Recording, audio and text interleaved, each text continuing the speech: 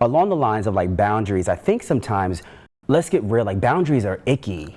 Boundaries are mean, like evil sometimes. Boundaries are hard. Like if I'm saying, I am setting a boundary right now with you, I need my space, I would like to take 5 days away. Oh, that could now be. Wait a damn that minute could now. be. That said 5 days. Hypothetically, right. But I'm just the point. The point is right.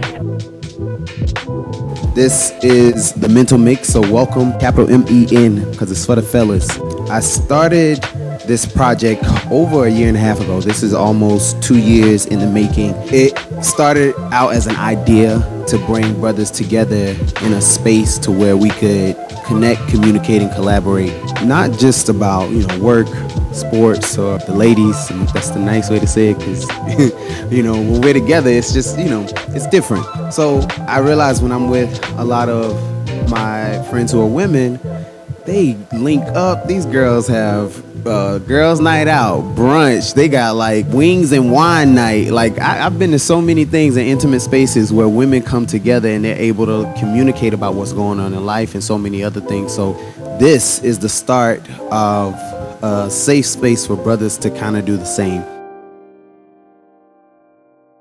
We like to start this session off in a way that kind of calms everything that may be going on outside of the space. Because, as you can see, me coming in, I was already a little bit frantic anyway, but that piece to me just kind of grounds everything and it sets the tone for how the session in the space is going to be.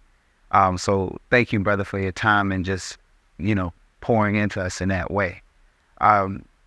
This specific session is all about relationships. And I know the first thing that people are going to say when they see this is like, oh yeah, I've been waiting on this. There's so many podcasts and other outlets that talk about relationships. And if there's anything that we've learned within this past several years globally is that fundamentally, human connection is a necessity. But what we don't really get to talk about is the challenges that come with building those relationships. Now, we know that relationship building starts all the way back to infancy, when it's parents nurturing the child and providing needs. But as adults, what we're taught is that communication, trust, honesty, and respect are fundamental keys to an essential relationship. And this is true, but oftentimes we don't get a chance to really delve into how challenging it can be to maintain a relationship and how unbalance in a relationship can cause some difficulties and some separations, whether it's in business or intimate partner relationships. I do have 3 incredible guys here with me today to dive deep into this conversation.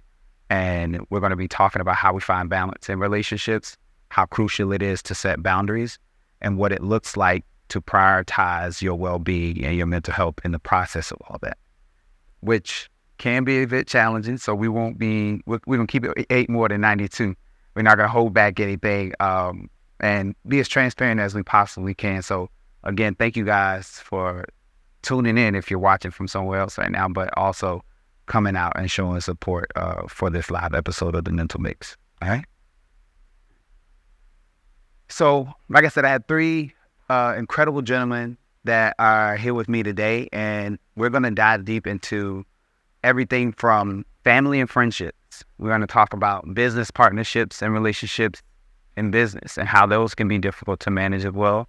We'll dive into the intimate partner relationships or those very close relationships or situationships too, in case some people have some of those. We'll talk about all types of relationships and how they affect us and how we can manage them more appropriately and what are some key takeaways and some things that we can do to improve those too. Because a lot of times we'll have these conversations and what'll happen is the knowledge and information will be amazing in the real time. But we're left wondering like, okay, well, what's next? How do I apply this every day? So that's what the connecting piece is about for us as we end the conversation and the panel piece may be over. If you see a brother, connect with them, whether it was somebody that was on the panel or somebody that might have had a chance to say something for a Q&A. Connect with the brother, because you never know how someone could be impactful, or you could impact them, or what type of a resource the next brother could be for you. So without further ado, I'm going to begin to introduce our panelists. All right. So first up, we have Seven. Seven is the CEO of Profit Rocket Club. He's which is an investment firm. He's from the Bronx, Bronx native. I live in the Bronx now, y'all. I never thought that would happen. Entrepreneur, speaker, and an award-winning athlete as well. Also my fraternity brother. So without further ado, Seven, Matos.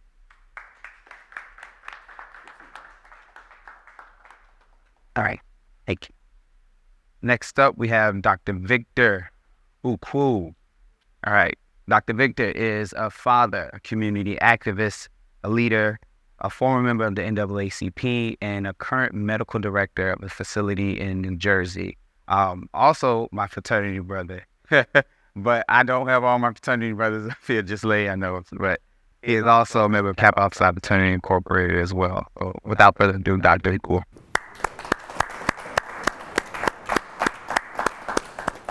Right. All right. So now we have Dr. Sean, last but not least at all. Dr. Sean is an educator, a consultant, an author, and he is someone who I had connected with a while ago, and we had stayed in contact. You know, you see your friends and they're doing like a lot of amazing things, and you do this, you be like, bro, we got to connect. That was us for a while. And then as we were continuing to do the mental mix, I had reached out to him, and he also had reached back out to me. He was like, hey, reminder, let me know, because I do want to be a part of this. And he's done a lot of amazing things in his career, and he's continuing to do that. So we really appreciate him for his time. Without further ado, Dr. Sean Larris. And before I forget, he is not a member of my fraternity, but he is a member of Phi Beta Sigma Fraternity Incorporated as well. All right? Who said that? What? No. So we got a chance to connect, the fellas and I. We got a chance to connect before we pop up to you all. We just wanted to touch base and see, like, were we all on the same page and how we were going to have this discussion and make it so that we were authentic as possible. We can be as transparent as possible. So we're going to dive right into it. There's no, we're not going to like, oh, let's wait, let's do this. So when we're talking about relationships and finding balance within them, and also what it means to set boundaries in relationship, we can't begin to talk about that but if we're not discussing what it means to be a man in these spaces, because that's the whole purpose of the mental mix. It's for men by men, and we're talking about a lot of these things. So for us, what does it mean to be a man in your relationships? And I guess I'll start with you, Seth. Like, what does that mean for you to be a man in your relationships? Like, is it to be strong, a provider? Because we have what society tells us it means to be a man in society or in spaces that we enter. Is that the same? Is that the same as it is in relationships? So I think it's partially the same. And what I mean by that is, like, yeah, we know being a man in general, right? It comes with the expectation of being a provider, right? Being, somebody that's that nurtures their environment, that's somebody that's a protector. But for me, when I think about being a man in relationships, whether it's family, loved ones, right, just people that you come in communication with on a day-to-day basis, I think it just comes to being trustworthy and being a leader, right?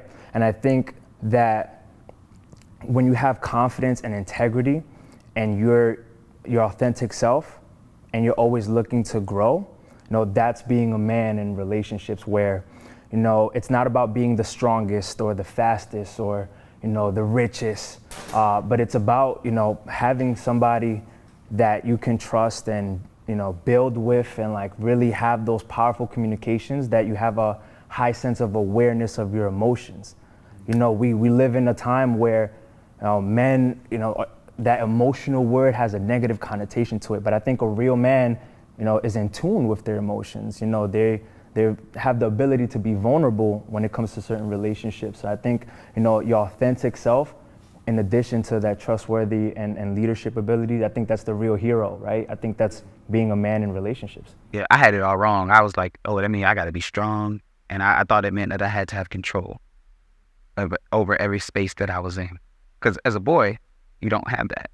But as a man, I thought that's what it meant. So that's interesting to hear. How about you, Doctor? Yeah, I mean, I really like your definition. It's kind of like interesting because the way, I guess, our idea of a man has changed, I really think. I mean, a man's man, like what was that? You know, how did we kind of conceive a man's man before? Rugged, tough, right? Big beard, take no crap from nobody, you know what I'm saying?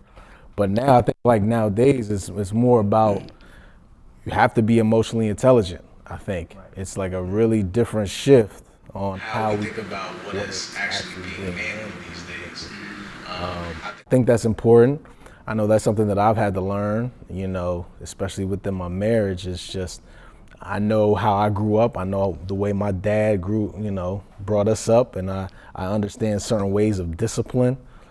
But, you know, being married and understanding nowadays, that really doesn't work the same. And so you have to be a little bit more emotionally intelligent to really be like a man, because, you know, the way of the world has just kind of shifted, and you have to just be in tune with your emotions, because it just doesn't work the same. Yeah, for me, I think because the world has shifted so much, we now have the opportunity to define it for ourselves, which I think is different, right? So we're living in this space where it was before, and still is to a certain extent, socially constructed to believe who we are or who we should be. And, you know, I have a podcast, Walk in Your Excellence, and then at the beginning of every show, at the end of every show, I say, define who you are, follow your passion, speak your truth, be unapologetically you, and always remember to walk in your excellence.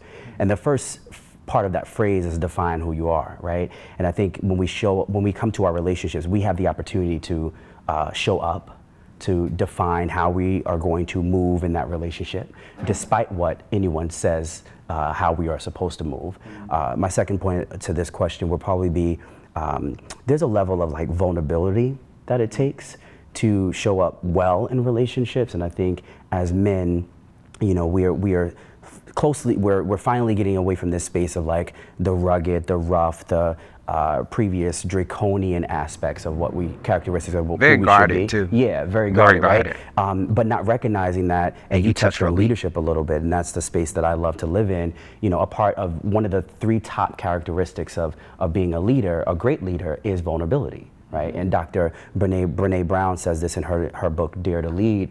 And it's one of the most important aspects and characteristics that you have to have in order to allow people to come in. And so this previous notion of manhood being guarded and shielded and rough and non-emotionalist, not having emotions, I'm so excited that that's no longer the case, especially for Black and brown men, where it's been stigmatized to, you know, be more sensitive or be in tune to your emotions. It's liberating as because I'm a person who's always been that way though. Yeah. Like I've always been in tune with my emotions. As a kid, as a boy, I would cry instantly if something wasn't, like if it wasn't aligned with the way I felt I should be feeling, because that was the only way I knew how to express it. Now as an adult, like I'm a whole therapist, I'm a beast. I'm like, so when we take that level of vulnerability and we intentionally are vulnerable in the spaces that we need to be, it's a powerful thing. Absolutely. Vulnerability used to sound like something that you should stay away from, because I wasn't about to let nobody play me, or like I'm not about to get got. And that was the way I grew up, like having to protect myself and things. So to hear that that's the sentiment of other men of like, oh, we can be, you know, emotional and not have it mean that, oh, I'm too soft in this space or anything like that. More specifically, I think we should kind of touch on, this will be a perfect segue into talking about family as it relates to vulnerability. I know, Dr. Sean, we talked about what it means to be the golden children of our family. So I'm the oldest of 5, and if I'm not mistaken, you were the oldest. I'm 3 of many. 3 of many. 3 of many. So we are the ones who extended the education, the ones who live here in the city and like come from a different space that may not look like the lives that we've created for ourselves.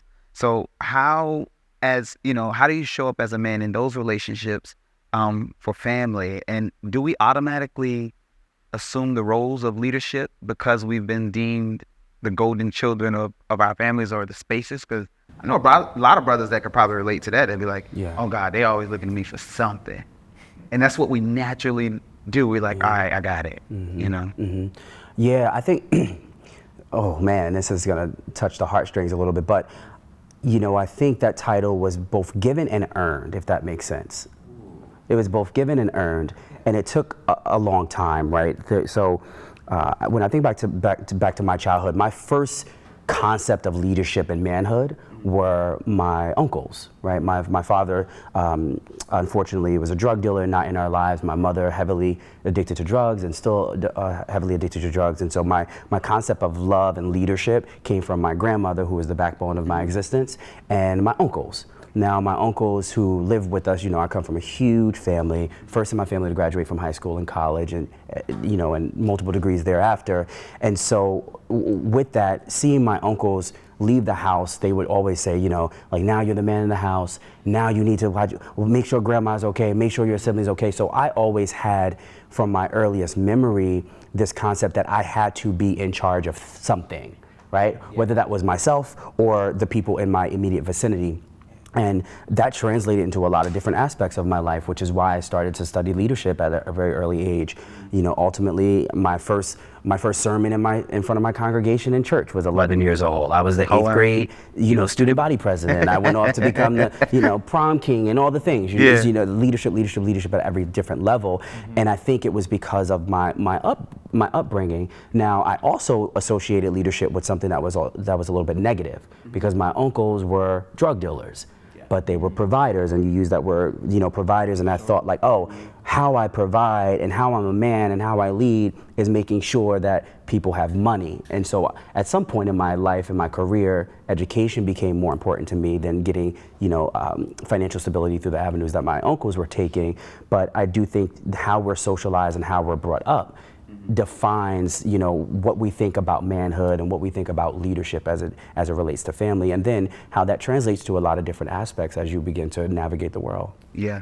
I think for me with family, it was one of those things that, as we talk about vulnerability, and, you know, your family knows you a little bit better than most people, I think it was hard for me to get into a space to where I was continuing to be vulnerable, because then it felt like, oh gosh, is this a safe space anymore? Because I would start to get, I'm far away now, but I would start to get the calls and then the texts are like, this is going on, that's happening. And I'm like, wait, can I breathe for a second? Because I live in New York City, my rent's above $2,000 and I'm still trying to stay afloat while trying to make everything happen. And somebody's like, yeah, we heard that. But hey, this is an emergency and I need this and this is happening. And I'm like, so in my mind, there would be so many things that were taking place.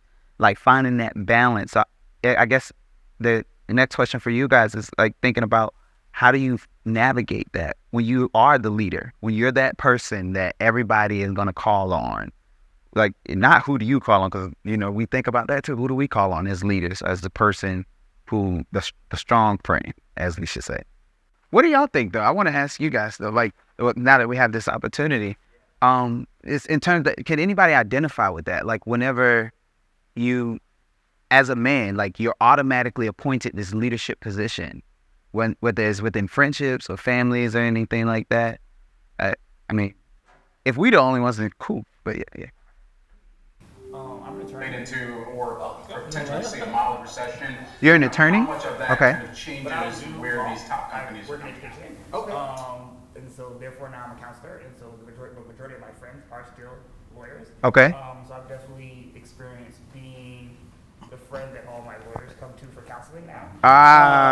Who take their big long job to New York. And just sort of thinking of how to, you know, navigate, you know, being in our 30s, but in reaching these ideals of success, but still not being well or enjoying it, and finding a way of thinking, I'm like, oh wow, I am 100% the person that they all hit up for, you know, whatever that looks like in their lives. And I would even say within my family, definitely have the most degrees within my family structure. Same. And so then there is an assumption of being able to provide and support that, you know, I can honestly say I'm good at it. I just don't know. Really?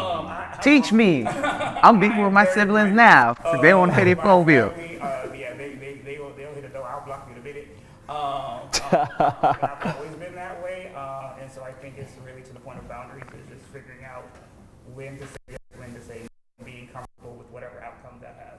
I think comfort really has been a strength of mine, just being like, I can't do that today, and Yeah. I'll be okay, and I love it. Maybe it's the attorney in you. It could be the attorney. I'm going to say the social worker in me is always like, I'd be like, I get it.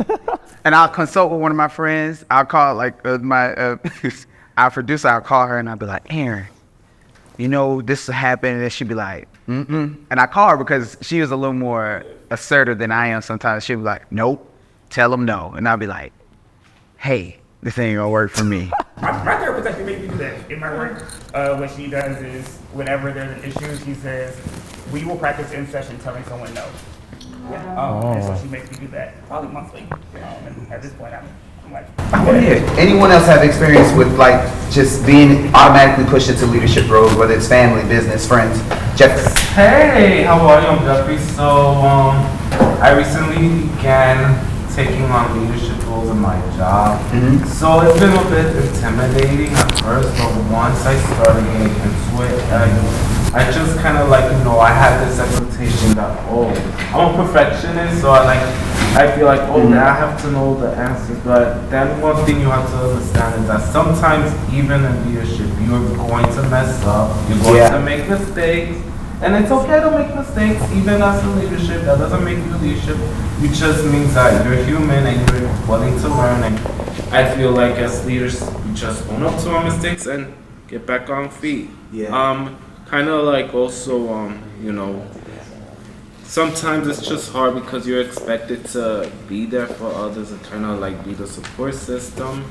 And then it's hard when you feel like you need support yourself. So it's just learning kind of like to navigate everything. So it's kind of like what drew me to this. I have a therapist as well as a therapist, and one of the things she always reminds me of, I say I'm not a perfectionist. I am. I truly am. I realize that I am now more than ever. But she told me, she was like, it is okay to fail forward. And I was like, she taught me I should go with this approach. And even as a therapist, sometimes I'll be sitting there, I'll be trying to critique or check her work and how she's working with me. And she's like, it's okay to fail, because that's how you're learning what works for you and what doesn't. And I'm like, okay, yeah. So I've been working on some things, and I'm like, if I don't do so well, i.e. not get here on time because I didn't plan for the haircut, then I'm like, all right, I know what to do better next time. So next time, if you make it to the next one, I'll probably beat you here. But yeah. All right. So we're 7. You were about to dive into talking about what that is to take on that leadership role within families, and how it's a kind of extension of being the golden child. I think I happily take that. I told you I was borrowing that title. I was like, I accept it now. Just the way you put it makes it more comfortable. For sure. So I can 100% relate to that, right? That golden child where, I definitely come from a massive family. My great-grandparents had over 20 siblings. So you can imagine how many cousins I have that are literally within the same age. And growing up, when it comes down to me being the firstborn, right? I'm the oldest of all boys, right? 7 boys, 3 from my dad, 3 from my mom, right? So from my mom's side, that's who I grew up with. My grandmother, I was the son that she never had. So she really embraced me, and sometimes that golden child title follows you throughout your adult life, and it has both positive and negative effects. Where for me, the positive effects was negative at the time because I didn't understand it being young, and I'm like, why do I feel like the ugly duckling at times, right? Why do I feel like constant pressure of I have to be the best, I have to perform? Why is it okay for some others in my same proximity to be average, but I cannot be, right? The standards are so much higher for me, but at the time, it sucked. I'm like, come on, I just want to be treated like everybody else. but thinking about it and just having deep reflection is that was the best thing that I could have had, right? That people believed in me so much, allowed me to take on higher challenges as I, developed and as I took on different things in life. It allowed me to be a better leader. It allowed me to take more risk. It allowed me to just, be a better version of myself at a faster pace growing up because of those standards, right? I think navigating through relationships as that, that golden child, there can be a lot of toxicity that comes with that because, not everyone wants to see you doing better than them. But at a certain point, as I got older, I've really accepted the fact that I'm not going to feel bad about doing what I'm supposed to be doing. If I'm getting good grades and you're not, like, that's not a me problem. If I'm not getting in trouble every day and I'm doing what I'm supposed to do and I'm getting honored for that, like that's achievement. Like I shouldn't feel guilty about that. So I started applying that just in general with my whole life, and I think having that vulnerability, like we spoke about earlier, that emotional intelligence of like, okay, I understand the situation. I could understand how certain relationships aren't the healthiest, or I might feel a certain type of way, but I understand why. And I have to be that leader that I'm essentially being molded to be through that title and the experiences that come with it, to nurture those relationships and be that person that, okay, if I'm in the position that people are going to follow, then I have to perform, right? And something that I really pride myself on is being that leader for my brothers, right? Where I'm always going to try to be there for them, whenever I can. I do have certain boundaries, but I find joy in that, where I've embraced, okay, I've accomplished so much in my life, and I'm gonna give you guys the blueprint. I've trailblazed already, but best believe, I want you guys to be better than me, but I'm gonna make it very difficult for you because I'm still in my prime. I still feel like I'm in my rookie season, but that mentality came from being that person that my standards are so high and I have all these people behind me. I'm like, all right, watch me work, and this is how you do it. So it definitely can go positive or negative, but me, I just focus on the positive when it comes to that, for sure. Amazing. And Dr. Vic, do you have like moments or times where obviously with all you do, leader as well, with family and friends, how do you navigate that? Like, are there times where you have to set boundaries or anything? Boundaries is definitely a part of everything. I think even before we talk about boundaries, this aspect of the golden child. So I'm the firstborn of all my parents' kids or whatever. So my mom is the second of 9, and so I think there's about 20 total cousins. It's a huge family. It's a family-oriented group. So I'm the oldest of all the cousins, and like even growing up, my parents weren't really home that much. So my mom worked a lot. My mom's a physician. She worked in the hospital a lot, and then she went into administration. So she was always at work, and my dad used to go back and forth from Nigeria a lot. So there were times where it's just us in the house. So I've always been kind of used to kind of being that leader, getting people up ready to go, doing this, getting the food, making sure we leave on time, this, that, and the third. So I've always been in that position. I even remember times helping my dad when he was working on his business. In the early stages, we used to pack up these enzymes, because he does cosmetics. We used to pack up these enzymes, 50-pound boxes. I used to be up probably like 8, 9 years old. I used to be up till like 4 or 5 in the morning with him and then go to school. You know what I'm saying? So like I would be up with him. So I've always kind of like just been in this position of constantly just doing and trying to trailblaze and being a part of that. So, even now in my family life, with the things that I'm doing with medicine and things like that, I initially didn't want to be a doctor. The only person out of my siblings was my sister. So all 3 of us are all doctors now. Yeah, my brother's a fellow in cardiology. My sister works for Merck. She does like safety. She's a medical safety officer, and of course me as a medical director. But my sister's the only one that went straight into medicine. My brother and I kind of, we took the non-traditional route into medicine. And so even with that, me wanting to actually be a basketball coach first, and then things happened in my life, and I felt like I was, Oh yeah, for sure. I played those. It's not my ministry. I just want to know. He didn't even second guess it. He's like, I get buckets. Yeah, walked on LaSalle University. So yeah, I definitely hoop, and to this day. But again, I thought I was called into coaching, but then certain things happened in my life, and I realized it was a higher coaching call. So that's why I decided to pursue medicine.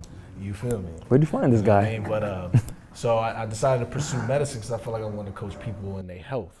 You know what I mean? So my brother was the same track. He was an economics guy, but he was working for Def Jam, the party stuff, and all this. So he was all the way left. And then once I decided to go medicine, he now follows suit. You know what I'm saying? So I took a long, hard path into it. But again, it's more about like, for me, I've always felt that calling to sort of lead the family after my dad, just kind of lead the family in a new direction. So I've always kind of like been called to leadership, I guess. I was just gonna say that, like, to leadership, and just like that's just what I know. When you know follow what I'm that calling too, it's amazing. I was telling somebody I was on the phone with. Oh, matter of fact, it was 7, I think, and we were in person. I was just like, you don't realize how many people are attached to your calling or your blessings. And I say that because there's a lot of times where it be some stuff that we don't want to do. Feel like I don't feel like this.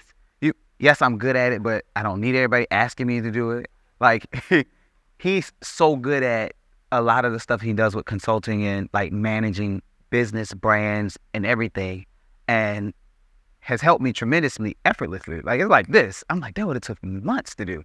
He's like, what? Like, and it'll be to a point where you don't realize the impact that you have. So to hear that your brother followed suit after you, and you kind of lit the fire to something that was already there. And even in that, I always try to constantly motivate him by telling him he's going to be the best one out of all of us, right? You know what I mean? Like, just keep doing you. Me, Yvonne, we going to sit here, we going to try and lay a path, but you're going to be the best one. That's like you because you're doing the hardest work, right? Just lock in, and we going to make it easy for you. You're going to be the best one. I'm going to make sure that I set it up for you in a way to make sure you're the best one. You know what I mean? That's like you. I was just gonna say that. So literally, I have my younger brother. His name is Kenny. He's in college right now. He's a freshman, right? And he's a freshman at 16 years old. You know, so he's always been that kid that's like climbing up hills, right? That's always behind the 8 ball because he's younger. He's smaller. Meanwhile, he played varsity baseball, but he's competing with kids who have a year or 2 on him, right? And we would have like such deep conversations, and it's something that I really like embraced and I made it a priority for me to have, because it's something that I wish that I have. Meanwhile, like our trials are a lot different, but we would literally sit in the car and we would have conversations that were both teary-eyed, right? And this is my little brother. And I'm just like, bro, like I believe in you so much, like you have so much potential. Everything that I done, like you can do it earlier, so I really relate to that, man. Like, and now he actually goes to my alma mater at Penn State, and it's super cool just to see him in that journey. And that's leadership, right? And for me, I don't see it as a big deal sometimes, but when I share it with like other people, I have like one of our other frat brothers, right? He would tell us, he's like, man, you're such a powerful leader. And I'm like, what do you mean by that? And I'm like, and I think about it, I'm like, I guess I am, but I'm just living in my purpose, right? It's just what I really like to do, because I've been there and I'm not gatekeeping anything. And my goal is to empower, and to really, put them on. I want to put you on to win. And I want you to win faster than I have, and like I said earlier, I'm gonna make it hard as hell for you because I'm still balling. Yeah. Can I be vulnerable in this moment, and also share the flip side of some of the research that I'm starting to do now on toxic leadership? And I think that in all of these stories, we all have very similar stories, very glamorous, very not so glamorous sometimes. I want to touch on the not so glamorous piece that we oftentimes don't talk about, right? Because heavy is the head that wears the crown. And there's an added layer of external pressures that leadership faces, but impacts men of color even more magnanimously. In that, white folks, and if we can get real on keep it more than 92. White folks have the opportunity to be mediocre and excel in life, right? Whereas, and you touched on this a little bit, this idea that like you got to be better. My grandmother used to say you got to be 2 steps ahead of them, and it wasn't until I was the only black person in like my first class. My first class was full of white folks when I went to Cornell, where I was like, oh shit, this is what I was being prepared for, right? But even that idea that we have to be so much better is white supremacist ideology that we've socialized and have internalized within our black community, and to the point where, you know, we're all very successful young black men, right? That came with a price that is really heavy, and I'll share something very personal, right? The golden child concept, the first to go to college, and not any old college, right? It was a big deal. I had gotten into an Ivy. My grandmother was like, "What's an Ivy?" Right? And just explaining that, and, you know, being a 17-year-old kid about to go off to one of the most prestigious universities in this country, where that wasn't supposed to be my story, that wasn't supposed to be my destiny, but God, right? And as I got stronger in my identity and understood this idea of like competition, this idea of like, I gotta graduate, okay, now I gotta go to med school, I gotta become a doctor or a lawyer, because if you're growing up in the black community or Caribbean, those are your only two choices, right? And so that comes with so much toxic leadership traits that we don't actually address. I got to a point, I became a very young principal. I was a principal at the age of 23. Very, very young, and I did it for a very long time because I was dedicated to leadership. And I'll never forget. And, you know, I have the glamorous story. My little brother is here in the audience. My nephew's a Sigma now, went to college. My little brother's a Sigma, Blue Phi. I wanted to get that all in now before they started their stuff. And I'm so honored and so grateful that I was you can't be what you can't see. You know, Marion Elderman Wright says that you can't be what you can't see, and I was able to be that for my family. The price, lots of prices, right? So my older brother and my younger brother were both murdered 11 months apart, right? And to the point where my little brother, and his anniversary just passed, December 3rd, it happened December 3rd, December 5th, I was walking in my building, and I have one of my best friends and frat brothers and assistant principals in the audience right now shaking his head. I was in that building 2 days later, smiling and leading my school. Like, one of my assistant principals had to pull me out of a classroom observation because it was just my luck that I had walked into Miss Prof's classroom in 11th grade English, and she was studying eulogies. What are the odds? Wow. And I'll never forget Kylie Taylor. I like broke down, and they were like, "We're getting you into an Uber. You're going home." But that internalized toxic leadership of gotta be good, gotta show up.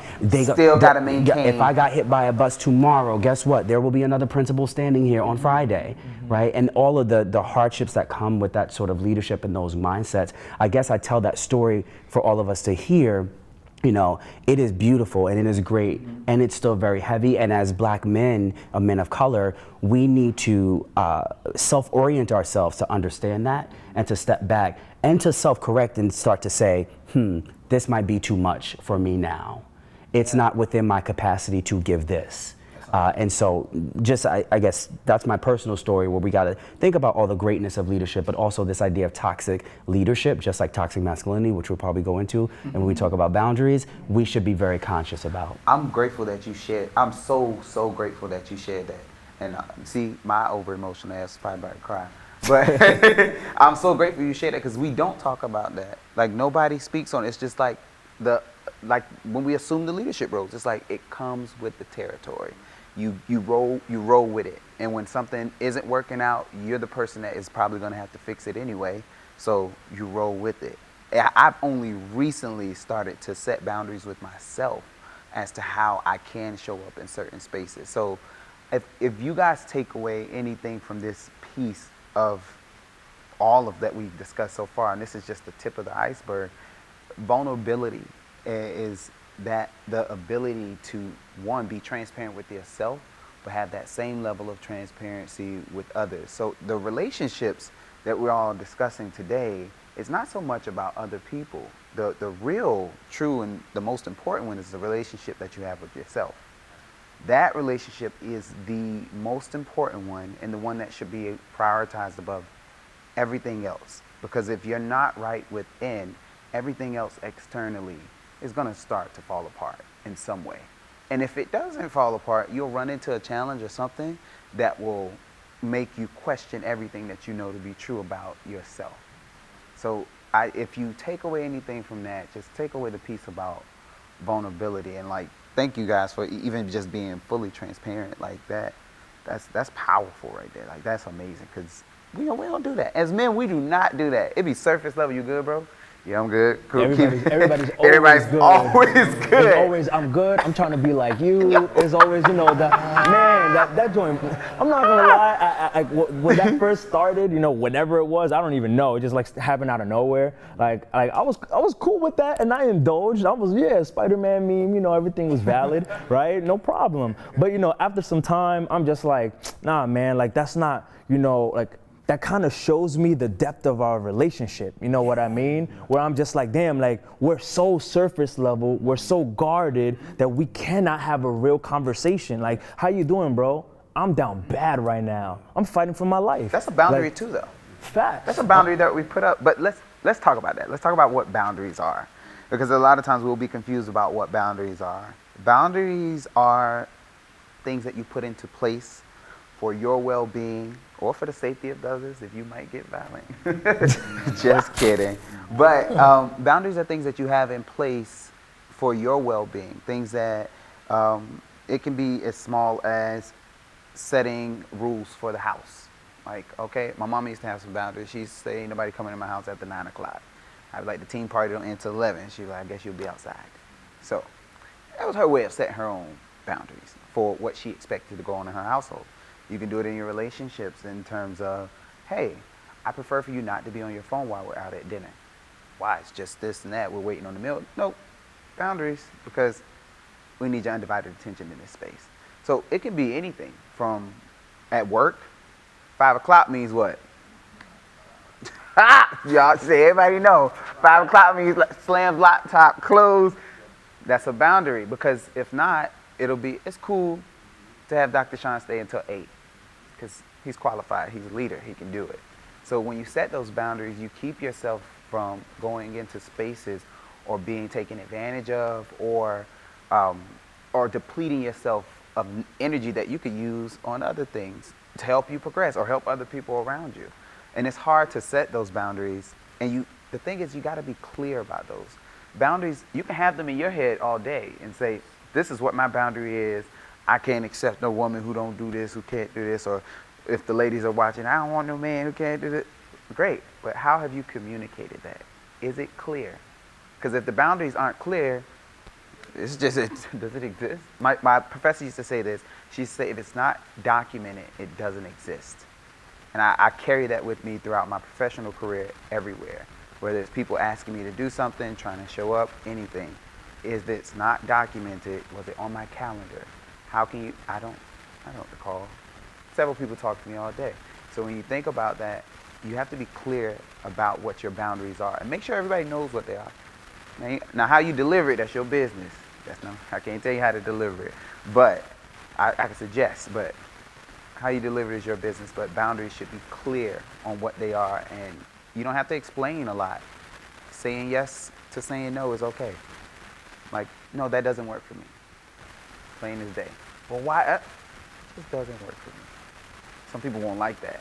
Now, everybody's not going to like you after you set a few boundaries. Just understand that. But and talking about boundaries, I want to transition and talk about like what the work relationships look like. Now, we dived into family a little bit, but talk about like the business aspect of it. How do these work relationships, how do they translate into to the work that we do? But how do you find balance within those, and how do you set boundaries within them? Dr. Ukwu, you wear many hats as a father, as a medical director, and in business you do a lot as well. So how do you find that balance? Or like, is it hard for you to set boundaries in those spaces? Well, actually, no. I think personally, because I feel like I've been able to set boundaries probably since I've been about 19. Things happen in your life, you understand how relationships, people can be foul, right? So you understand how to respectfully keep people at arm's distances and whatnot. So when it came to work though, the thing that I found most difficult is because trying to actually be myself. How do you be your full self without like giving too much to, a colleague or things like that? Because I feel like, I like to laugh, joke, do all these type of things. I like to create a culture where when I first got there, I try to say, we're a family here. And what I started to realize, like, Nah, we're actually not. For real, but for real, say, nah, we actually not. we're actually not family. You know, you might want it to feel like I want you to be comfortable enough to do certain things, communicate with each other as family, but we actually not family. You know what I mean? So, you know, I don't want to necessarily, because if we're family, then I can come to you and tell you about my problems at home. I'm not doing that, right? Like, that's not what work is for. I'm here to do a job. However, I want you guys to be comfortable enough with me to feel like you can communicate a problem and trust that I'll be able to, you know, help, you know, navigate that or whatever it is, right? Or even boundaries with, like you said, with certain times. Like, I leave and I don't bring work home. I just don't. I'll stay a little bit late to finish whatever I gotta finish, but I just don't bring work home. I established that when I was in medical school.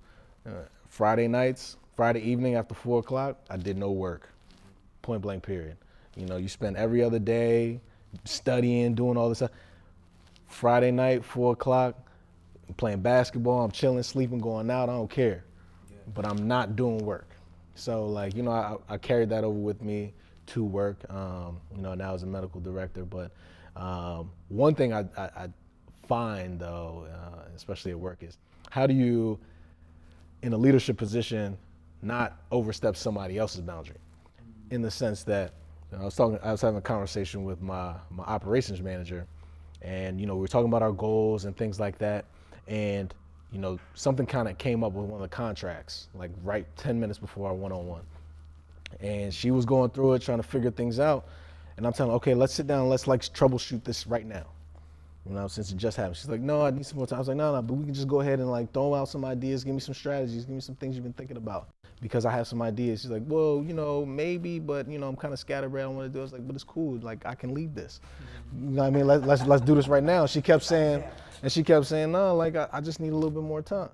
So then we came back later, I was frustrated, she was frustrated, and I came back later on, I was like, you know, I really kind of felt like, you know, we had an opportunity to kind of, you know, troubleshoot that, be done with it, and then spend the rest of the day moving forward, because we got other little projects and other things we got to, you know, accomplish.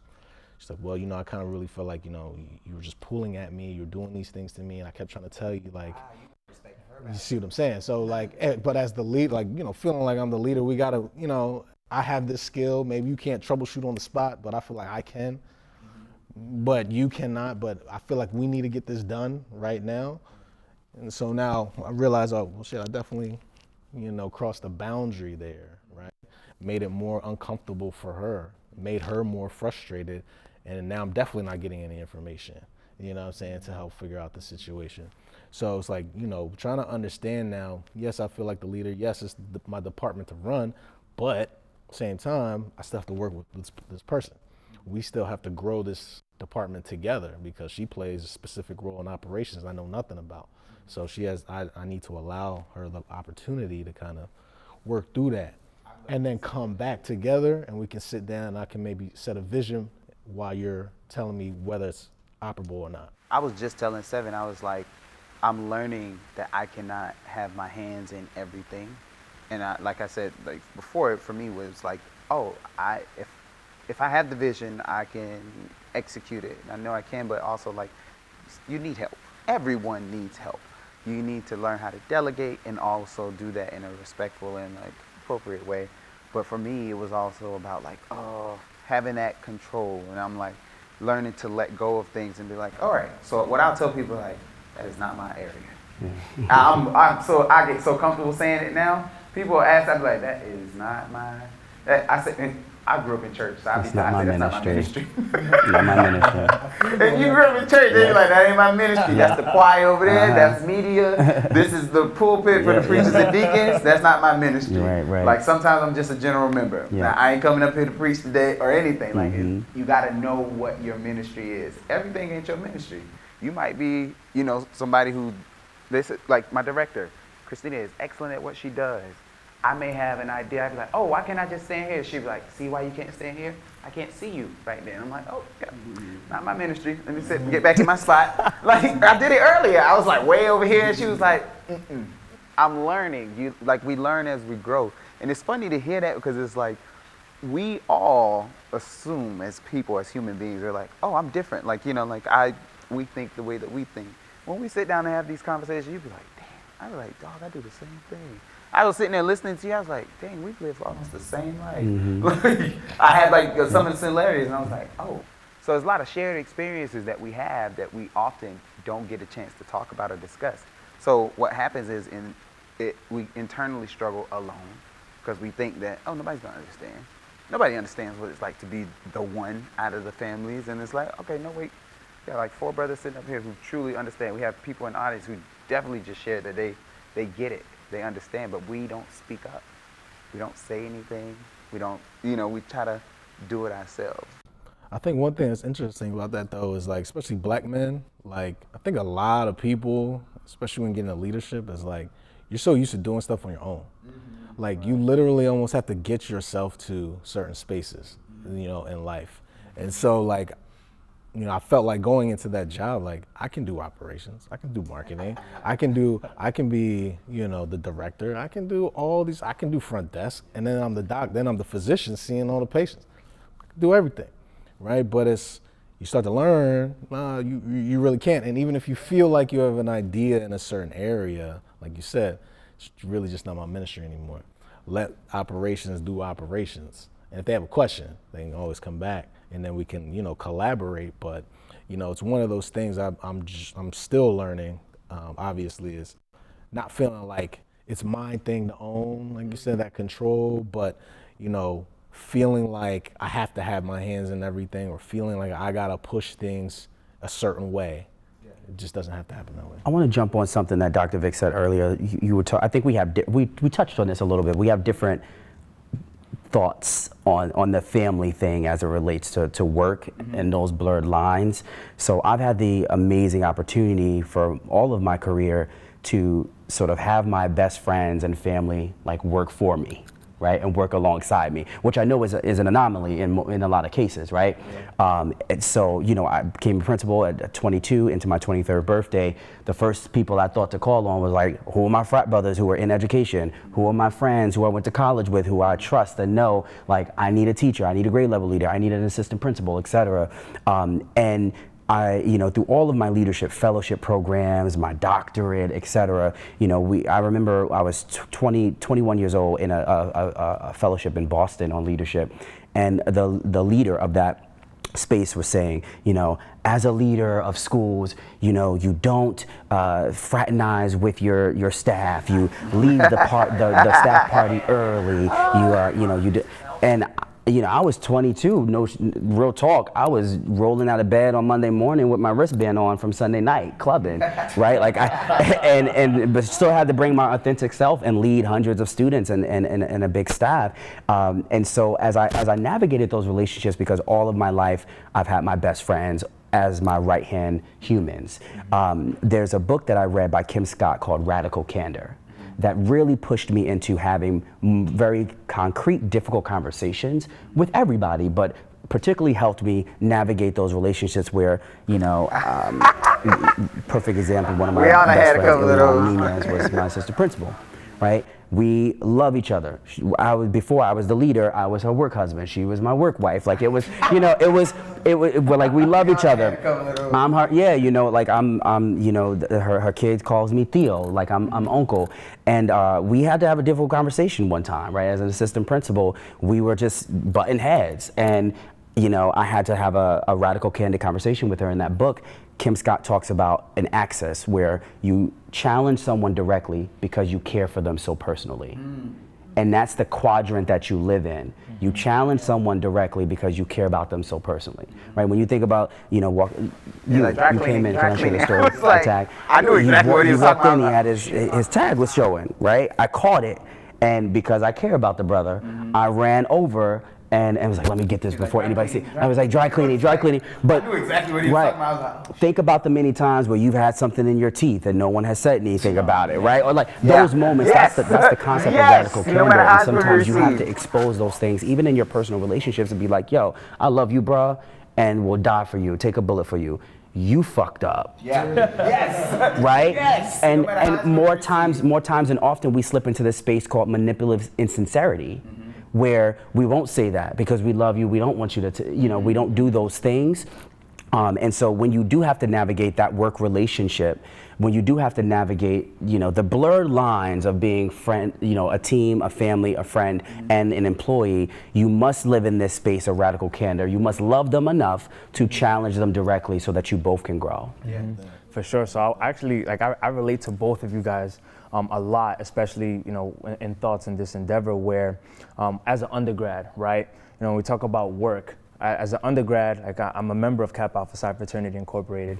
I had to sneak that in. Right? 100%. So on the yard, right, which is on campus, I was the pole mark of the chapter, right? So, my chapter specifically has high standards where it's like sometimes almost frustrating, where I'm like, man, I'm 19 years old, I'm in college, but it's like everything is very, very specific, it's just honorable achievement, right? That's the standard. You have to go that extra mile.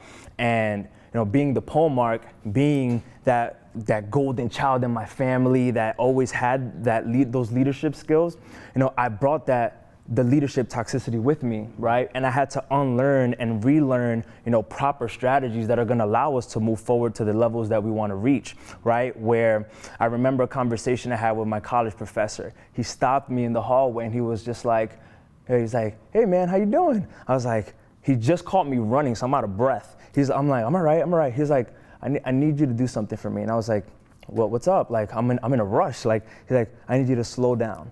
And I was just like, I can't. I'm trying to win chapter of the year. I'm trying to win brother of the year. I got things to do. This is my last dance. I'm gonna graduate. And it's only 3 of us on the yard, and we have all these other orgs that are in double figures. So it's an uphill battle, but I'm in it to win, right? And he told me, he was just like, I need you to slow down, and I need you to start delegating. And I'm never gonna forget that conversation, because as someone who 100%, I am a perfectionist. I'm a lot better than when I was in my earlier half of my 20s, but I never delegated. I was like, I got my line brothers with me, but I got it, don't worry. I'm doing the marketing, I'm doing the project management and the everything. And I'm just like, I got it, don't worry about it. And I'm not delegating, and I'm not allowing them to actually grow, right? I'm not trusting them. So that's a trait that I have to work on with myself, and that, that vulnerability and that emotional intelligence has allowed my relationship to grow stronger with my line brothers, right? Now going into the professional setting, because I did the same thing that you did, man. I was a program manager for a nonprofit job where I was basically responsible for curating a lot of events like anti-gun violence, mentorship programs, a lot of sporting events with collaborating with the NYPD. And I was in charge of all 5 boroughs. They taxed me. And I'm laughing because I need you to staff all 5 boroughs. He hired to put in 5 to 10 people in the Bronx and Staten Island, because I'm like, how the hell am I going to pull this off? I was like, oh man, well thank God I pledged, right? So I started reaching out. He hired everybody. I'm telling you, I had everybody we knew. So specific. The number was I had 19 brothers of Kappa, right, to work for the nonprofit, and I had them scattered.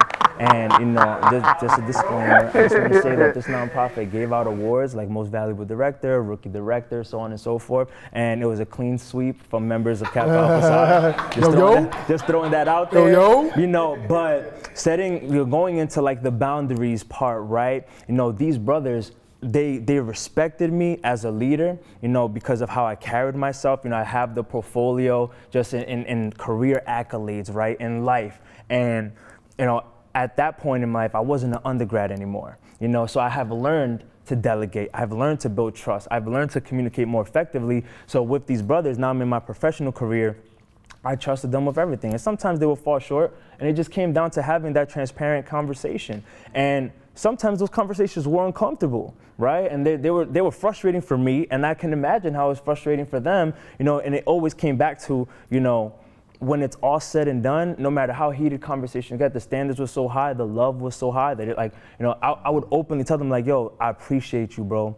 Thank you for everything that you do. I love you, right? And that's something that as men, we don't do. It's not cool. It can sometimes be uncomfortable. It's, you just don't feel that relationship to be strong enough to have those conversations and to express those emotions that are positive, that are going to serve you. But what I found that did for me and in my relationships is that we were able to accomplish the mission. We were able to do everything that we needed to do. And it always comes down to leadership. And this is my last point with this, that I want to make sure that I'm clear with what leadership is, because it doesn't mean being at the helm, right? Leadership isn't just being the head honcho of the whole, situation. Like, you're a leader in multiple roles. It's what is your role? Be proactive, be a leader in that, right? And when, you're doing that and you have a village of people that are on the same type of time, it's like 10 lions versus 100 sheep. What can't you accomplish when you have that, right? But sometimes it does take 1 or 2, 3 people to put the team together and be like, yo, like, this is what we're gonna do, let's make it happen, right? Like, Tony and I have worked together on a ton of different projects, game nights, just virtual events, so on and so forth. And I'm not stepping on his toes. But when he tries to step on mine or I try to step on his, we have those boundaries in the conversation. You're like, I think that's a dumb idea. I got this. This is my ministry, right? Like, this is what we've been talking about, right? Like, don't worry about it. It's all good. So just having those relationships and having that understanding that, just because you're not the president of XYZ, that doesn't mean you're not a leader. That's a responsibility that you accept, and that if you're interested, because it's not meant for everyone, transparently speaking, but you embrace and you just start executing and, failing fast and failing forward, like you mentioned earlier, that comes with that journey where no one's ever perfect in that role. You just figure it out along the way, and then surround yourself with the right people so that you can become the best version of a leader for your role. Some real ones around us, and I say that, like, we got some day ones. Your day one ain't always the ones that hold you down, or day twos. Or year twos. I've met some people who I just met in 1 year, and I was like, the impact that they had made on my life. Sometimes it's your day tremendous, twos. and I couldn't believe it. I was like, for year twos. I've known this person. I've met some people who I just met in 1 year, and I was like, that not only see your vision, but support it. Nobody in this audience is here by chance. You are here because you are supporting a brother that you either know or somebody else sent you the invite and was like, I think this will be good for you to attend or go to. But you should have brothers around you that are supportive and that are going to hold you accountable. I don't think any man who's looking to be a better man should have anybody around them that is going to be not just a yes man, but a cool, do you, bro? No, sometimes you need a brother like that's gonna tell you, hey, that shit don't make no sense. Or like, just a yes man, but cool, yeah. Do you, bro? No, sometimes you need a brother like that's gonna tell you, hey, that shit don't make no sense. Yeah. Or I just had that today. Can I share a story about that? Because in thinking about, I think sometimes we don't recognize that setting those boundaries, holding people accountable, and saying no actually leads you faster to a healthier relationship, right? Personal story. What can I say? I won't say this person's name, but I worked alongside a very prominent, well-known. But you don't have to say it. Don't say it though. It's good. In the world. And we were working on a project to open up a school, and there's no way to get around it. But you don't have to say it. Don't say it though. Everybody was like, yep. This particular gentleman. So yes, I used to work alongside Kanye West. I can't get around it because his personality is so big, and I think putting his name to the story will give you a little more frame of reference. And Ye and I, we love each other, but there was a moment in which I had to say no. Right, and I had to set boundaries, and that enhanced our relationship because so many people around him were, because he's Jay, right? Mm-hmm. They were the yes men. They were the yes men, and I'll never forget the very first day I was sitting in a room with him, and we were talking about ideas, and people are throwing out mad ideas, and we're collaborating, and I'm sitting there as the the doctor, the intellect, and I'm looking at all these creatives. I'm in my lane. I'm in my ministry, right?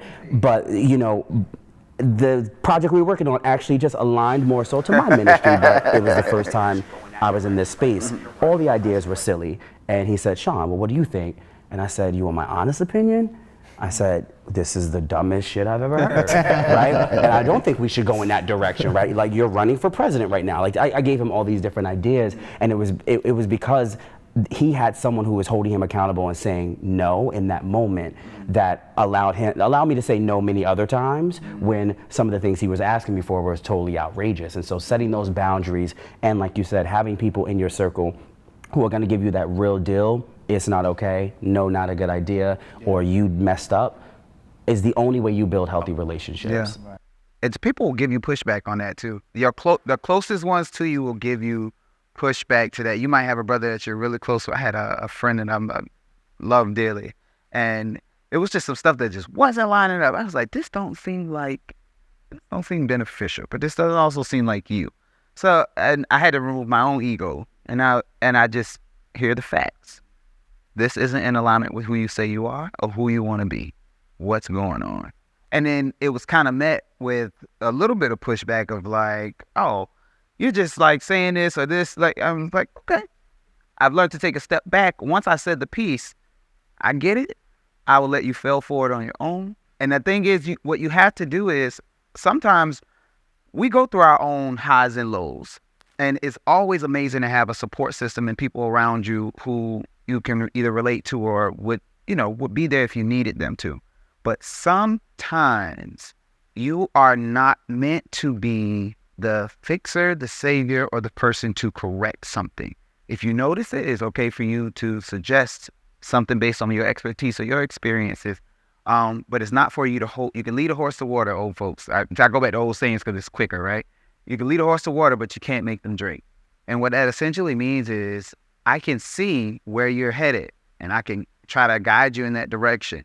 But it's not always my responsibility or your responsibility to take lead like we've been talking about and be like, here, I got it. Because if you do that, they ain't learning nothing along the way. They don't get there and be like, okay, how did I get here? And like, okay, well, here's the water. Should I drink it? Should I not? No. But if you get out of the way, sometimes you got to get out your own way, but then also get out of other people's way as you see that they're growing through something. So some people, I'm fighting demons, I'm battling something. And I'd be like, call me if you truly need anything because I want to see how I can support you. But what that means is I'm stepping out of the way, and whether you believe in God, source, divine, higher power, I'm letting that do that work. Because there's some things that your friends, the most educated person in the world, that just some shit can't be taught. Some of us got experiences and things within us that can't be taught or bought. And every one of us has that, whether it's your unique experiences and your ability to translate from business to personal relationships or your intimate partner relationships, which we're definitely about to get into. You all have that. So, but it's up to you how you navigate those. And if you got the right people around you, you'll be successful. That don't mean it's going to be easy because this past 6 months, I've been fighting for my life. Can I comment on something just in reference to what you were saying and just like kind of highlight the other side of what happens when you set those boundaries, you have those powerful, deep, meaningful conversations, right? You develop that trust, and this is just a minor fun example that I literally experienced today. And we're talking about like trials, right? And this can apply to anything. In my situation, literally one of my brothers is in the crowd, not my blood, but by friendship, right? Through establishing those healthy relationships where we were just in the gym today.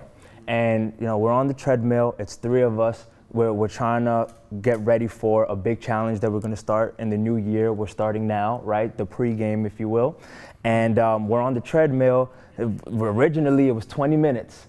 This man goes 25 minutes. I'm like, bro, I am dying.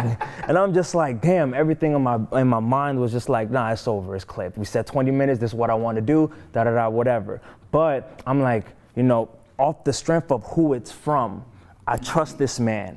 He has the best interest. He is pushing us to go another level that we would have been satisfied with, but we're going another one, right? And I'm just like, let's get it. Let's do it, right? And then literally further in the workout, because we're just training, trying to be super soldiers or whatever. And where we have a standard of what we do every single time, right? It's called the Murph Challenge. And we decided to remix it a little bit, make it a lot more difficult, and make it more, and relying on each other as opposed to individual performance. So now we're relying on each other. And what was ended up happening is that we were like, all right, let's do 300 pull-ups collectively between the three of us, right?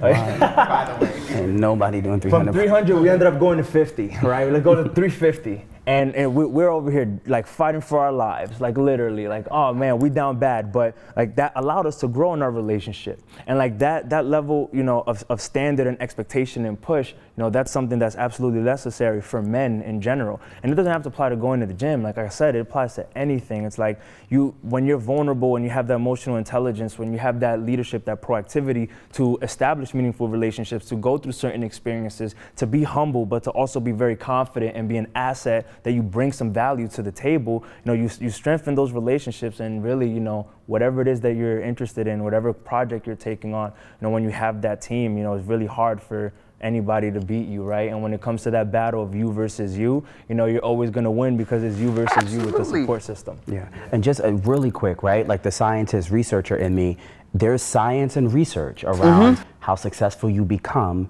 based on the company that you keep. And so I've really been doing that lately. There are times where I'm sitting and I'm reevaluating how I spend my time and which friends I spend my time with. Categories. Like those are self Tier practices 1, that Tier we 2, do. and Tier 3. We have to. Those are I've things really we been have to doing that self practice lately. of, like, where do I want to give my energy?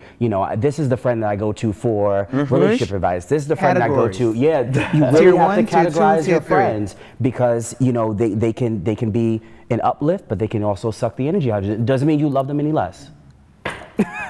Oh, That goes into the I next say that point. because I'm like, you gotta pay attention to how you feel when you leave spaces. somebody. When you leave someone, and pay attention to that. But furthermore, pay attention to how you felt while you were in their presence too. I started doing that, and I was like, oh, Yeah, it's a new practice for me. oh. I started noticing things I had never noticed about people, and it wasn't all negative. Some were great, and I was like, oh wow, I feel amazing when I'm around you, and this is why this energy works.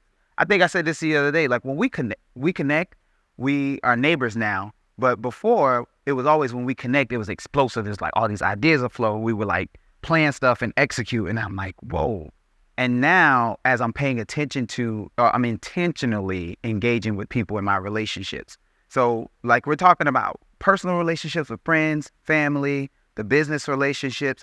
I'm fortunate to have both within like some of my frat brothers and friends like Sean, but you got to think about, how do you feel when you speak to this person? How do you feel when you leave them? And how are you intentionally engaging and connected with people? And you don't want it to sound like a job, but just start to pay attention to that stuff a little bit more. Because when you do, you'll be like, oh, okay, no, I don't want to go to happy hour with y'all. Not that I don't like you guys. It's not in a happy hour mode right now. You get what I'm saying? Like that's just, I think we sat in the media room and just watched, listen, sports ain't my ministry. I always tell y'all that, right? But I'm sitting down there, we was watching some basketball game, and I was actually engaged, and I'm just like, yo, I'm glad I didn't go out tonight. I'm glad I didn't go spend $60 on 2 drinks. That part. Accurate. But when we think about all of these things, we talked about leadership and what vulnerability looks like and how we show up as men in these spaces. And, we could not talk about relationships without talking about intimate partner relationships. So ladies, where the camera? Zoom in. Take notes. They about to all the questions y'all asking me in my DMs, I'm sure they're going to answer them now.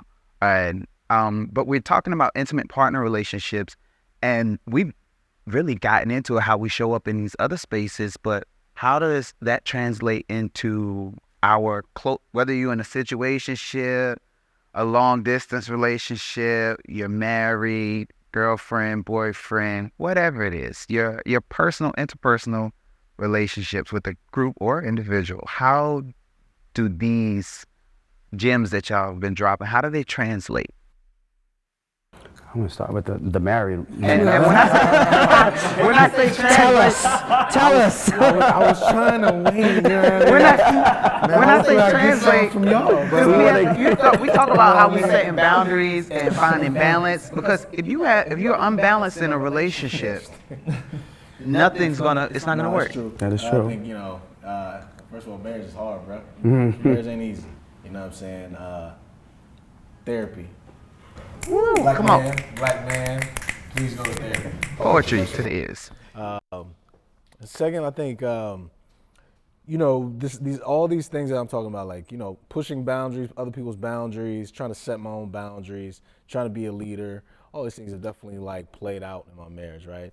Feeling like I want to be a leader of the house, like you're supposed to be the man of the house, or you know what I'm saying, like the man is the home, really the wife is the home, and then the man kind of takes care and provides for the home. But all these things kind of played out. Really trying to learn and understand how do I want to be a leader for my son. So I've trying to take from how I was raised, how my pop was. I mean, heavy-handed and really didn't really show the most love. I love him to death. Like, he gave me love. I ain't gonna act like he wasn't there or no shit like that. He was there. It's just he was tough, and so understanding that that's how I felt love is. I find myself giving that to my son initially, and my boy's 4 now, and you know what I'm saying, like I've pulled back a lot on this concept of like telling them to stop crying, right? Because like you mentioned earlier, like at 4 years old, how can he really communicate how he feels? Like he don't got enough words to tell me. So if something's bothering him, if something's hurting him, he gonna cry. He's gonna throw a tantrum. He's gonna do this. He's gonna do that, right? You know what I'm saying? Like that's the way that I know you very upset. So kind of letting him play that out a little bit more, and then trying to communicate to him either what's bad about it or help him understand what it is that he was pushing back, from me about. So that way, hopefully he gets a better sense of, what we're trying to accomplish here.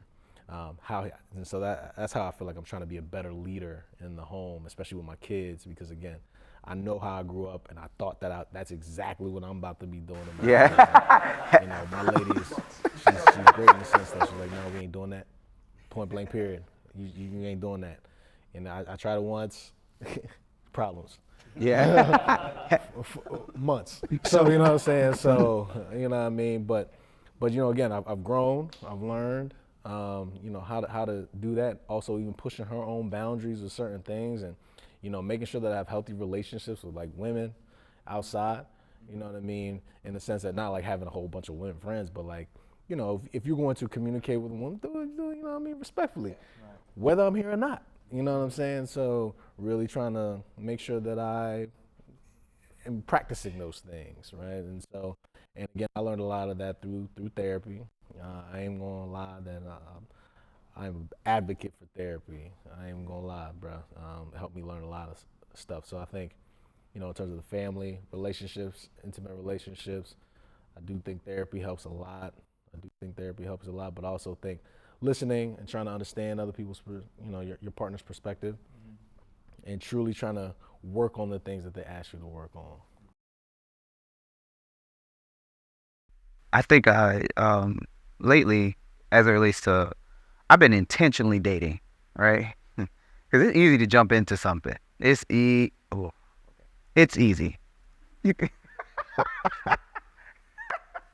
So it is like, you can go on a date or two, or however you can afford, 6.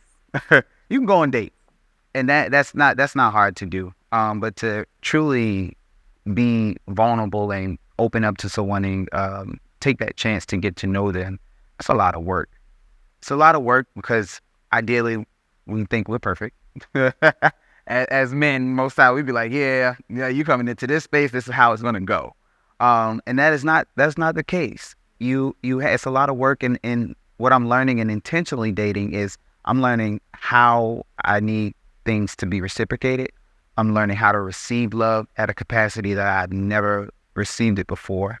And I wasn't used to that. So now, the lady I'm dating, and I'm like, well, Kendra, why are you doing like X, Y, and this? She's like, oh no, I just wanted you to know that you were appreciated. And like, you know, the small things that I would be like, oh God, why did she send me like a voice note at like 10 at night? It was like, I know you're getting off soon.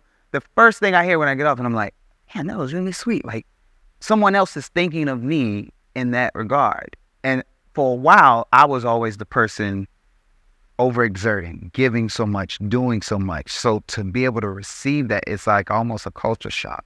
So for me personally, as I'm learning finding balance of learning how to receive that same love and energy that you usually give, and then setting boundaries for, you know, spaces and things that aren't going to work. So if it's like, if you know me, you know, I have a lot of friends that are women.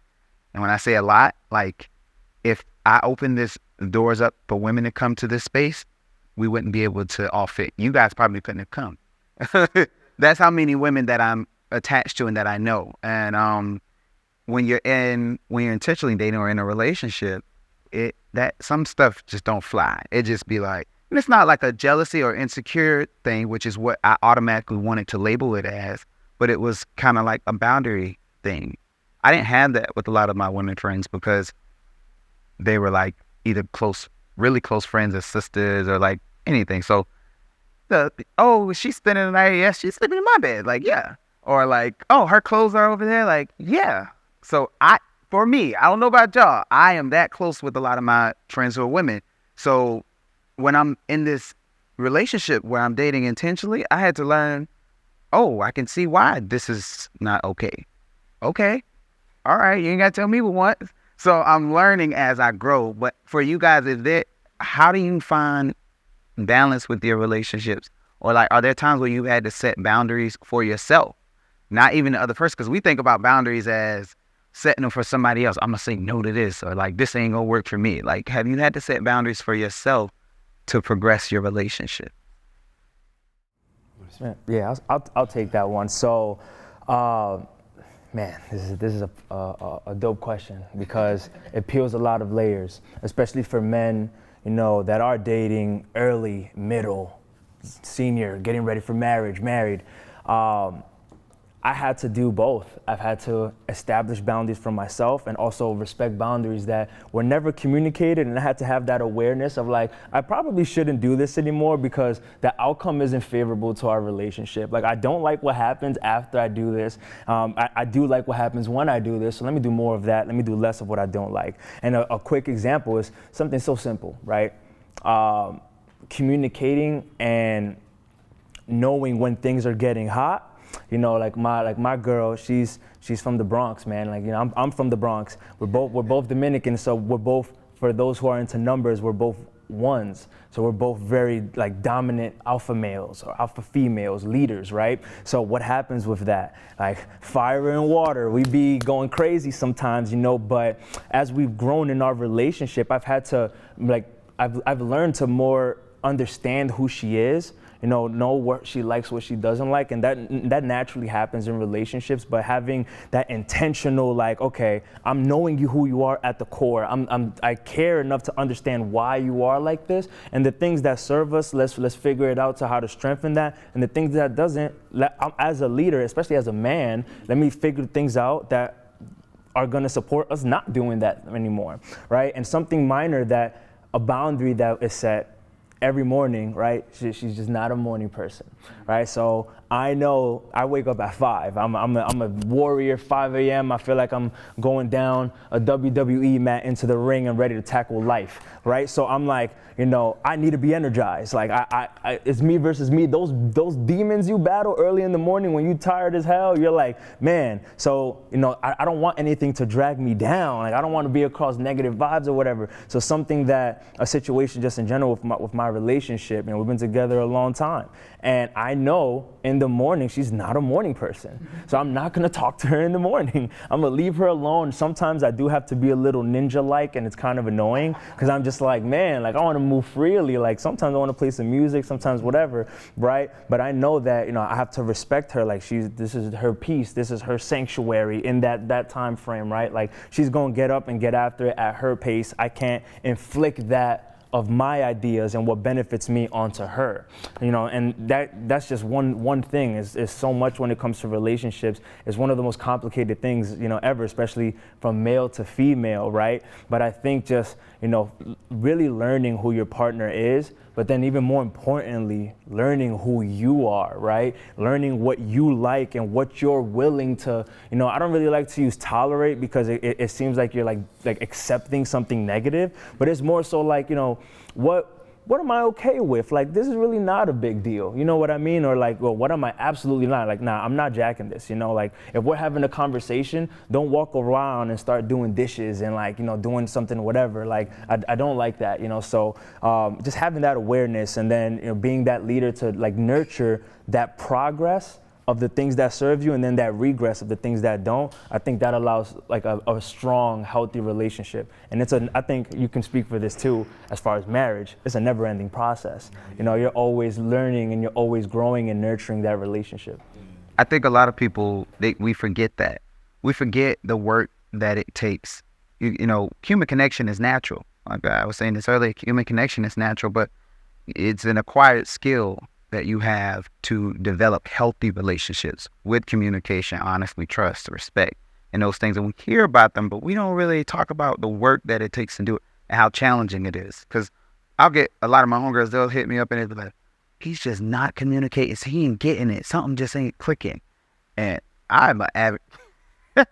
if you, fellas, if I am friends with your lady, I am not on your side most times. So I'm gonna just be honest, because I get the message and I be like, I'm like, that don't make no damn sense. I be like, yeah, I'll be on the side of like, because the way they explain it to me, I be like, no, that don't make sense. He should totally get that. But there are situations and spaces where it's difficult to communicate, even with the person that you're saying that you want to be with.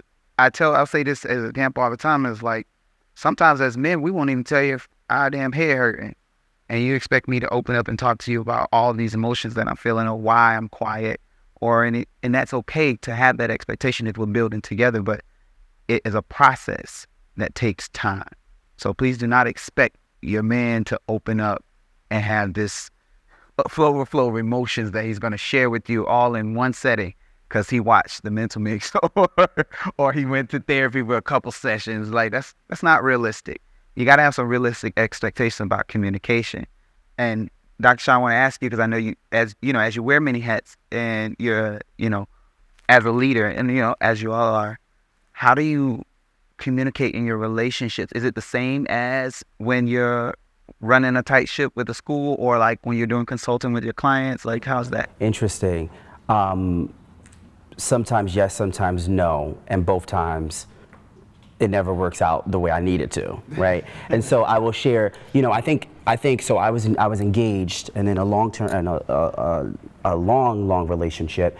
And one of the reasons I'm no longer engaged to this particular person was because I was treating our relationship like work, right? Like I was bringing home my leadership mindset into every conversation. So, conversations at dinner were never like flowing. It was more of like, well, tell me more about that. And it would, and what are our next steps? And and it was very much so, this is a one-on-one with someone who I directly manage, right? And I had to, that was a harsh realization that I had to hear and also deal with internally, like, oh, shit.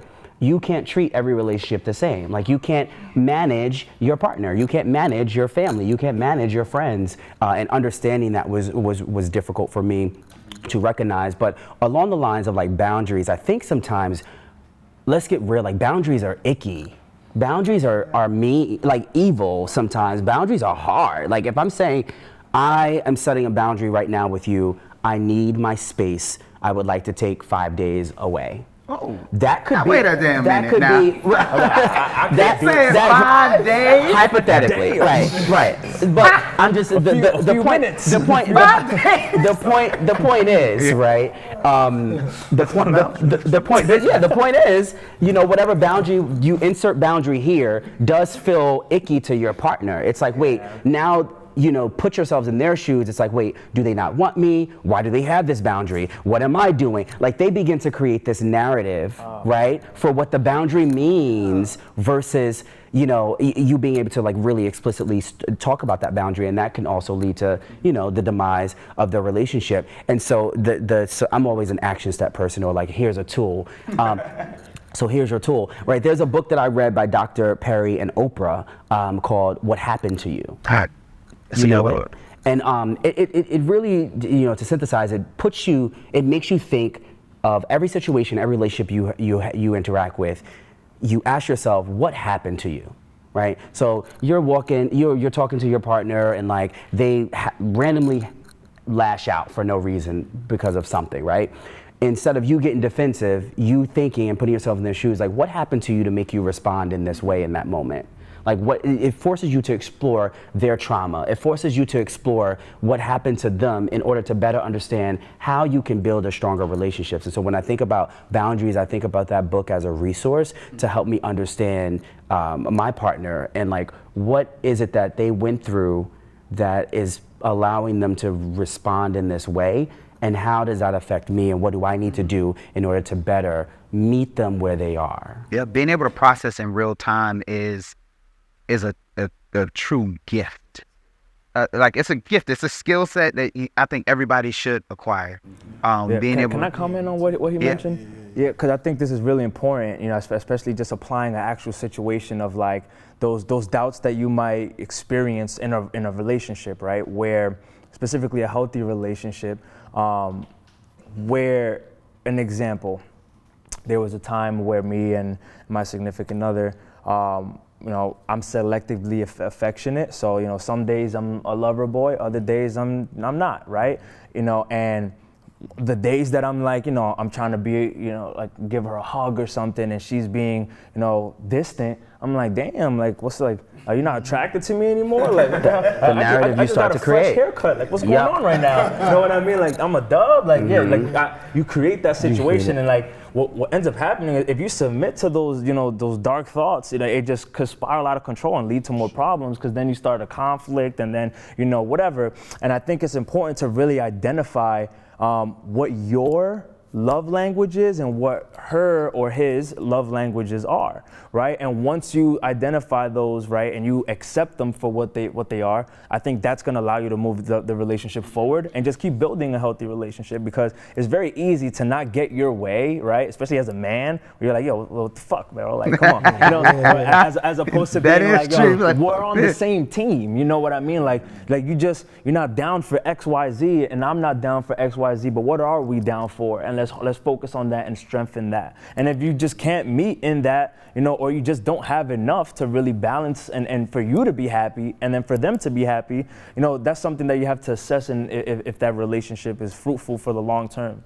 Yeah, let me piggyback on that, because one thing that I think is really important, because we talk about setting boundaries, identifying these things, right? But let's say you've identified boundaries, you're in this relationship, you're in a place where you're trying to work on things. One thing that's very important is this: learning how to identify when somebody's trying. Like, so let's say you've gone through and, you've done therapy, and, you have these tools now. Oftentimes, you may not stop and recognize when somebody is like actively trying to do that thing you're asking them to do. It may not be the way I want to hear it. It may not be the way that I want to receive it. So that kind of like clouds the way you perceive whatever they just did. And I know that that's something that affected me and my wife a lot. We've greatly improved in identifying each other in the way, and acknowledging when somebody is trying or doing something positive for what you want. Acknowledging that is very key too, because I feel like a lot of times you might just, see it and just not like give it its flowers for real. Instead of being like, about time. Yeah, about time. Like, shit, you know what I took mean? you long enough. But like, lovingly acknowledging that person's effort, definitely goes a long way in terms of like the relationship and actually building the relationship. So like really trying to take heed, slow down, listen, and really trying to identify when somebody is actually trying to make that progress you're looking for. Man, ladies, if y'all are watching, I hope y'all have taken notes. I hope, look, because I keep saying this, but people probably won't believe me. I'm pretty sure that you guys got some DMs too, where they're like, "Can we come? Like, we want to hear. Oh, they talking about relationships." So, and a lot of people, the relationships are buds. It's what everybody wants to talk about, and they do talk about it. But I don't know if they give any real tools for people or gems to take away. Because it's always about a debate of imbalance with either financial or gender roles and things like that. And I'm like, that is not the basis of relationship at all. And I'm like, if we got stuck on talking about that stuff, a lot of y'all will be in trouble. Men, because the girls I know, they get in a bag. Like, it's not like it was, say, in the 50s where a lot of women were at home and they weren't working. And when you hear these conversations on some of these outlets, and it's like, oh, women want men for X, Y, and Z, and men only want women for that. I was like, I don't know that reality. I don't know that reality. The women I know are all breadwinners, and that, in their own right. So as I think about relationships and how important they are to us in general as men, how do we get to a point to where setting those boundaries or finding that balance, and that it's not all too much for us, or it's not like, how do we find our own balance within ourselves while doing all of this and being all of that to everyone in spaces, whether it's work, friends, the intimate partner relationships. It's a lot to take on sometimes. So how do you maintain your peace, I guess? Yeah, so you mentioned something earlier about essentially auditing your friends, right? I think that's very important. I've been auditing my environment, for the last 3 years very aggressively, and I actually value the word friend as opposed to, the masses. They just throw it out, everybody's their friend. I don't have that many friends. I'm an ambivert, right? So I was an introvert, growing up. Then I became an extrovert in college, and now like I have a social battery in life that when I go into my hole, I'm just like, yeah, I'm not talking to y'all for a while, whatever, right? I'm building, and then when I'm social, like I'm a life of a party, So, but I've audited my proximity where now I'm like, I've categorized, who fits where, like you mentioned earlier, but very strategically where, I have my hitman, right? Like I have my covenant, like who the people that I trust, I call them commies, my ride or dies, right? I have my spiritual friends, I have my, people that are hospitable, the fellowshipping friends or that I genuinely love and care for, and we have a deep connection. And I think to get to that point and really like develop those things is going through experiences, right? Together. And like you have to be willing to do that, and sometimes they're tough, sometimes everything is great, sunflowers and rainbows. But generally speaking, I think it all comes down to, getting exposed. Because once you get exposed, you can't get unexposed. So, so when you put yourself in situations and conversations with certain people, now you're able to identify, yeah, I really rock with this person, right? We know where we're at, we know where we're trying to go, and we can really build on that relationship. So I just wanted to bring that back for sure. Yo, I think we touched base on a lot. We hit a lot of points today, which is really good. I hope that everybody that's either watching from somewhere else or that is here in the audience with us has taken something away from this, whether it's in the beginning or at the tail end of this. Relationships they're necessary. It's a fundamental necessity for us to have connections with people. But how you foster and build healthy relationships is entirely up to you. It's a job. It is a job. As you heard Dr. Vic say, and it relates to marriage, as Seven just said, as it relates to, intimate partner relationships, and Dr. Sean let us know and how that balance is between the work relationships and how you might bring it home. Think about how you're engaging with your people, whether it's your partner, your professionals, your mom, your dad, your little sister, or big brother or big sister. Think about those things and how you feel when you leave those spaces.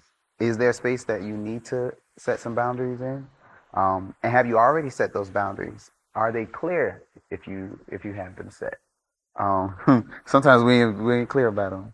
I've gotten to a point in my life, just transparently speaking, where I absolutely, and this was learned, right, over time, and just like, man, like I don't like this, right?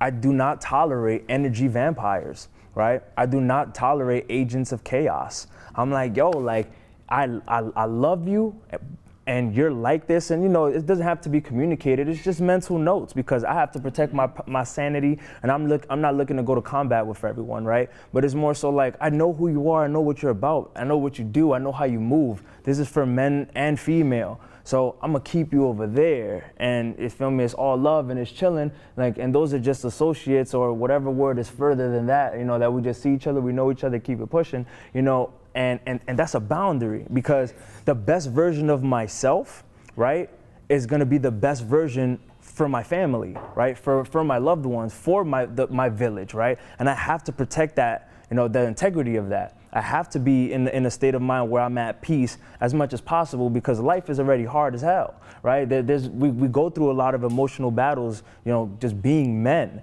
so I have to control what I can control, and those are my relationships, right? And those are setting those boundaries where, like, I know how much I can communicate with somebody, I know what I can communicate with them about, and I know, what I can't, and it's all good, it's all love, I'm gonna keep it pushing, so I think it's really important, I can't stress this enough, audit, audit, audit. Really, like, if you have to write it down, so what it is that you like, what it is that you don't like, who fits those categories, who serves you, who's a mutual benefit, to your life, where we're building and we can actually grow, and people that are gonna be around for a good time and a long time, not just the season, because that's something that we don't really think about, where it's like, man, like, am I really gonna pour into a cup that has holes in it? Like, that doesn't really make any sense. You know what I mean? So definitely, I can't stress it enough. Like, audit relationships, audit, how you move and how you think, and what it is that makes you feel good, that's gonna energize you,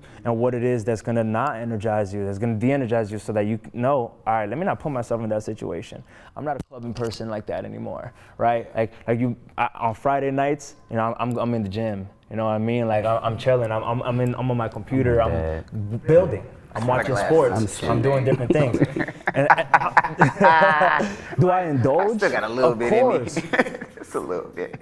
Wait, what? Say again? I still got a little bit in me. No, I'm not. And I'm not saying I'm not saying that it's like, oh, I'm never gonna do that again. I'm not saying that, I'm not demonizing that, right? Yeah. But it's more so like, my boundaries, like my loved ones, my friends, they know, don't call me after 10 o'clock. Like, I had to learn that the hard way, y'all. I'm gonna be mad. I would still call. I'd be like, fuck out of here. You're available. I would call him. I'd be like, I got an idea or something. Hey guys, this is 7, so I can't answer. And you know what he would do? He would call me back the next day, and he would say, yo, what's up, bro? You all right? I got your call last night, but it was like after 9, after like 10 o'clock. I was like, but I understand it now, as I've had to set my own boundaries. And, setting them boundaries, it can just mean prioritizing what your peace of mind looks like. I want to take a second, I guess, to ask, well, one, do you guys have any, like, parting pieces that you want to share with the guys before I ask if they have any questions for us? Yeah, I'll go first to just close it off, because it goes into literally what you just said. But from the phone call thing, right? That's just one boundary. And, sometimes people kind of get the picture and they respect it.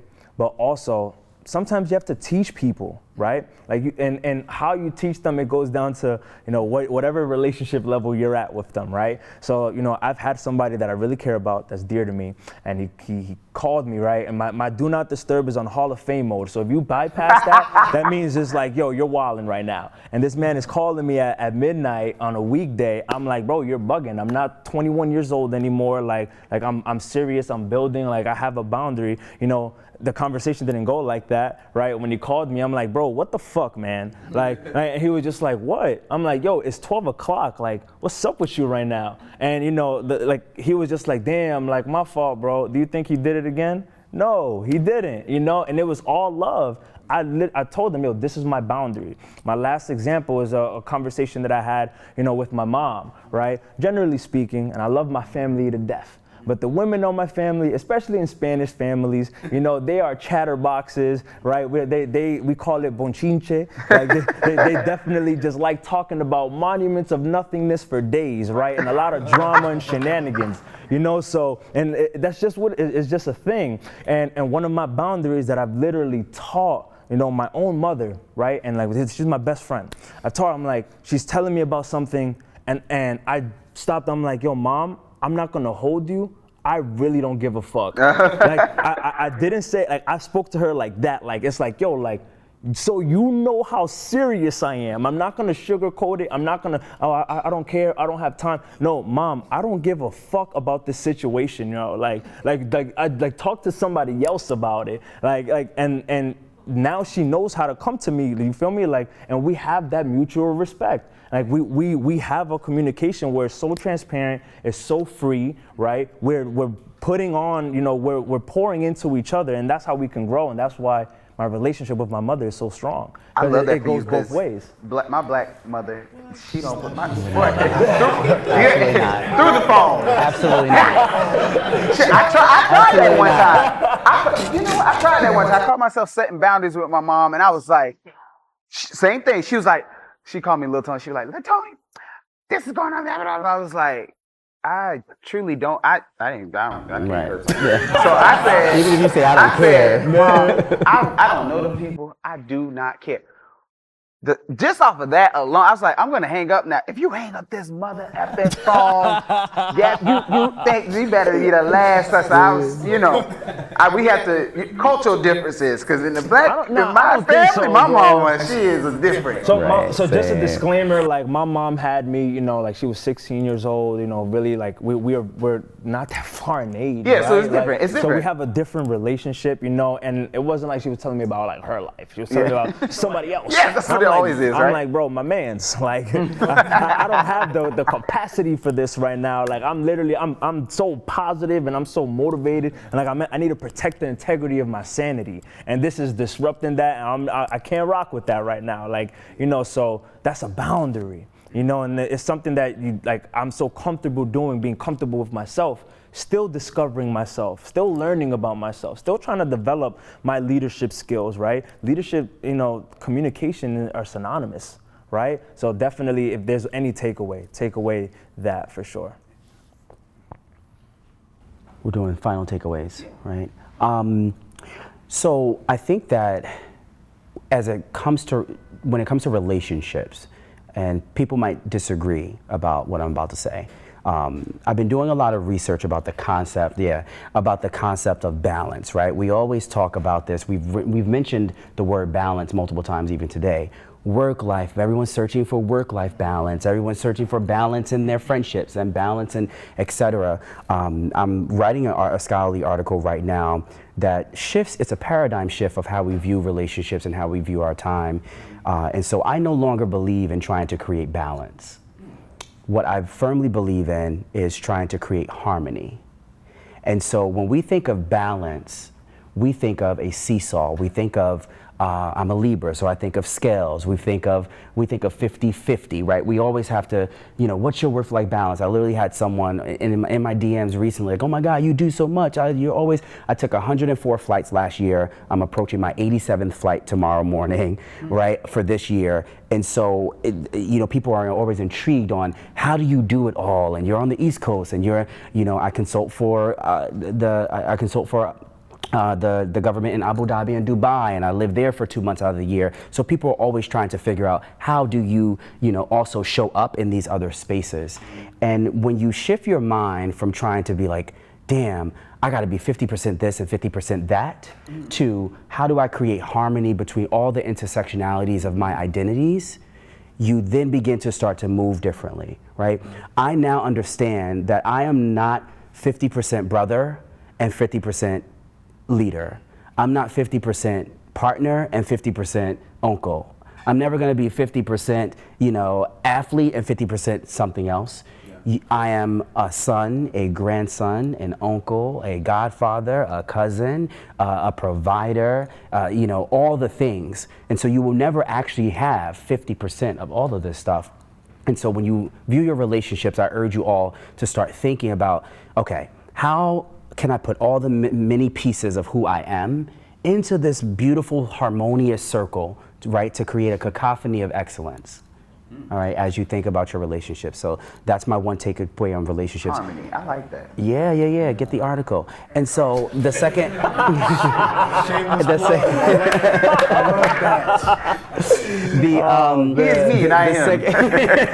the second piece is around leadership, right? Because as a cognitive scientist that studies leadership at this level, one of my quotes is, leadership is getting people to do what you want them to do because they want to do it.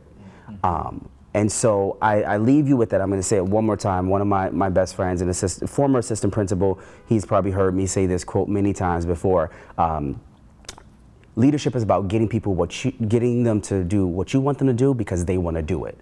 Right? And so really trying to figure out how you hone in on your leadership skills, how you build coalitions, how you develop a vulnerable spirit. All of those things matter in getting people to have this level of investment with you. I firmly believe that anyone who's ever worked with me, or maybe not, feel free to chime in the audience, would literally follow me to the ends of the earth. Perfect example, I just landed an amazing contract, thank you, Lord. And the person trying to get me to do this type of work said, hey, we need about 5 to 6 people to come down here once a week to do X amount. And the first thing I said was, you can't afford me or this. And then she was serious. Like the founder of this organization said, no, I'm serious. Give me a proposal by Monday. This was Friday at 5 p.m. I said, oh, this woman is serious. And I called my 5 to 6 best friends. I said, yo, I'm now expanding my business from a one-man show, and there's a lot of money involved.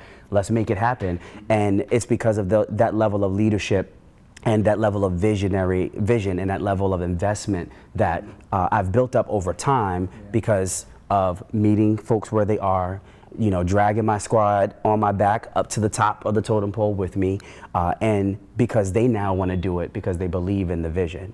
So those are my 2 tips on harmony and leadership. Well, damn. Yeah, I mean, you knew what it was. You knew what it was. You signed up. Man, I had a point. When, you know what I mean?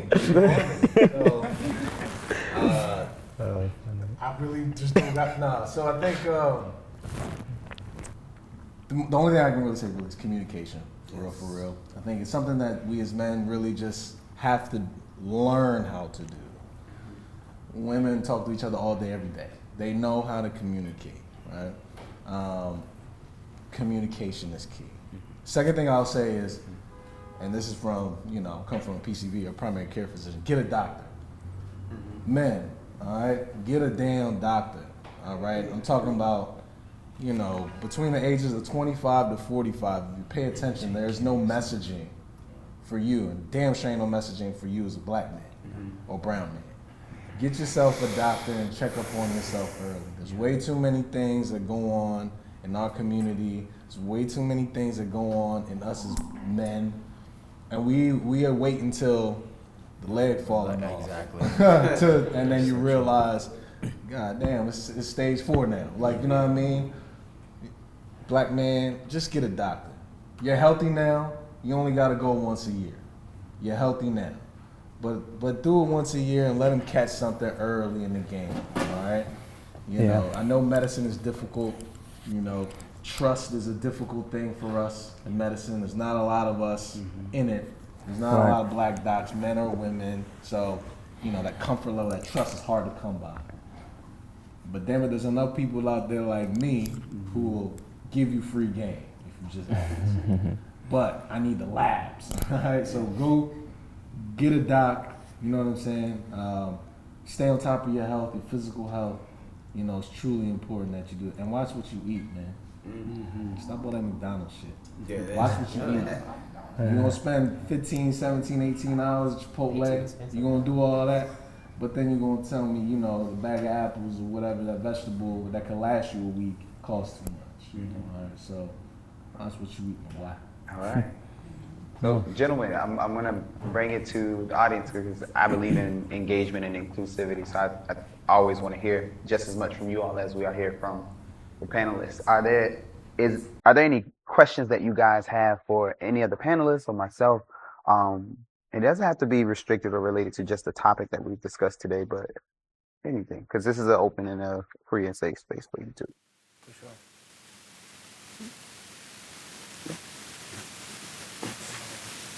One of the big things I got today was part of your definition of vulnerability, which is being honest with yourself. How did you become more vulnerable as far as being honest with yourself, and then moving in what you learned about yourself? Man, that question is loaded, and I'm gonna unpack it. I had to become vulnerable with myself when I was forced to, because as people, we change in two situations: through complete chaos and destruction, or in moments where we are completely thriving and achieving in everything we do. So when you're achieving, you want to maintain that. If I am thriving at maintaining 2 jobs, working, hitting the gym every morning, all of these things. And I was just telling him this yesterday. I said, damn, I'm really doing this shit and I'm not tired and I'm like, I feel good, but it's the way that I'm prioritizing myself. And it was something that happened to me maybe a few years ago.